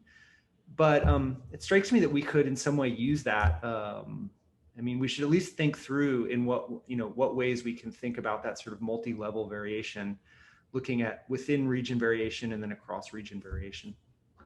Yes, thank you very much, Clark, for this question. It is a very interesting point. We were thinking about it with my colleagues, and you already said something we would like to suggest, because now, from this point of view, is the place where the history comes in, because all those so-called states are very, very, very young. You know, that's there are still people alive across various sites who were living in one political unit, something like 100 years ago in Central and Eastern Europe. You know, that's even something like southeastern Poland, Western Ukraine, large parts of Serbia, northern Serbia, parts of Bosnia were all part of Austrian-Hungarian Empire. So the politically, historically, and the many places, despite of heterogeneity, even socially, there are some overlaps because of history. So the populations were not isolated. So that's that would be extremely interesting question to put forward some hypothesis concerning, you know, something like what's the influence of common history. It is not history something like 1,000 years, but it is history something like maybe 80 years, you know, because how is impact of this history for variability in comparison with, you know, the completely different, for example, political system and so on. Another thing, important thing is that the impact of socialism and communism era in many of those countries. And the third and last thing I would like to bring your attention to is post-socialist different ways and political turmoil out of those states in Central and Eastern Europe. But of course, in many places there are things like that, and it would be very, very, very useful to put our outcomes and our data into historical context of this sort. But I don't know by now, I don't know how to tackle this question, but it's of extreme importance, and it could be very interesting for me to have a brainstorm meeting to discuss all those issues. Veli, can I quickly follow up on that point? I think that's a very interesting and important idea. Something we should, now that we're starting to come to the end of the data collection phase, start thinking about, get some more information about each site. You know, so we have information about languages that Rukmini mentioned earlier, the group of languages, the type of, but also then social, ecological, cultural integration to the market about each population and each site we're looking for, because that's the kind of things we might be able to model maybe across sites. And I haven't given any thought about that, but maybe a subset of us could start thinking about the relevant parameters to ask each team to characterize the sites they're getting data from. Not only languages, but society, social market integration, what are the relevant parameters? And I think we're reaching the point where we must start thinking a little bit about that to provide a more sensitive analysis of the data than just country by country, which is actually a little bit, I mean, it's not a very sophisticated way of looking at the data. So maybe I'll send an email in the coming days, and if some of you are interested in brainstorming about what are the relevant parameters to ask each team, we can start working on that together and then send a survey to all the teams. That sounds like a brilliant idea. Let's do that. And maybe we can even start a bit of brainstorming and maybe not in today's session, but tomorrow during the general discussion, once we've got all the teams updates, then it would make sense.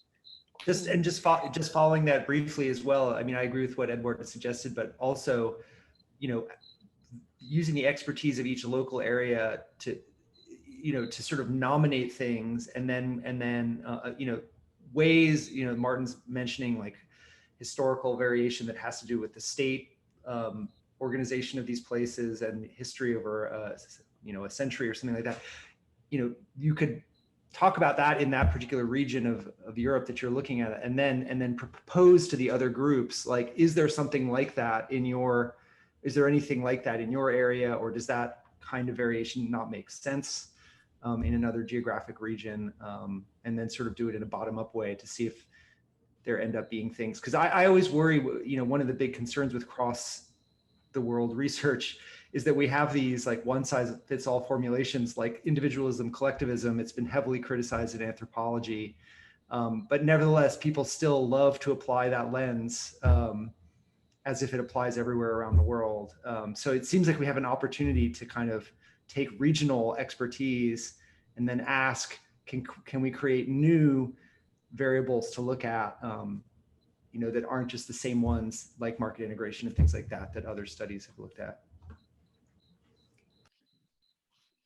Great. Should we take a 10-minute break and then come back and kind of have a more general discussion of the things that we heard today? Is everyone happy with that?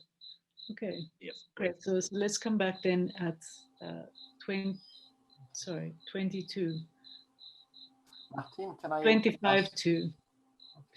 Can I ask everyone to please move to the other room to have private conversations, because if you have it on Zoom, then the same computer is heard across into the other room, and so that one has to get out of Zoom, if you know what I mean. So I'm not explaining it very well, but you get the point, right? Cool. Okay, thanks. I don't know, Martin, are you staying here or are you getting to? Because yes, I'm still here. Okay. Okay, sorry. That's what I just asked you guys not to please do, because if you stay here, then we all have to get out so that we can talk on the other channel. Okay. No, can't talk to each other. Hi everyone. Apologies. We actually started a very interesting discussion next door, so this was the problem. So do the PIs want to run this in a way that is meaningful to you guys, that you know, concerns that you're picking up, or something that would be of interest to you to lead the discussion, or how do you want to play this? Clark, Steve. I'm showing you the board. So catch it up, please. I mean, I would just say, like, I don't have a particular idea about that, but what we were talking about, just to preview what we were talking about in the other space, was just the question of doing things a little bit better. So one of the things is we may want to. It's been an amazing day, and I mean, now I wish that we'd spread it over a few sessions, but anyway, all of you have a thank you, and thank you especially to the Indian team at whose place is 12 by now, I think. So and special thanks to everyone in South Africa who arranged this. Yeah. The library team, thank you, Paletta and Elrina. Thank you very much, guys, and to all of you. It's been really actually very good, and thanks, Belly and Joe, for suggesting it, thinking about it, and organizing it. Pleasure. Let's meet again and chat tomorrow.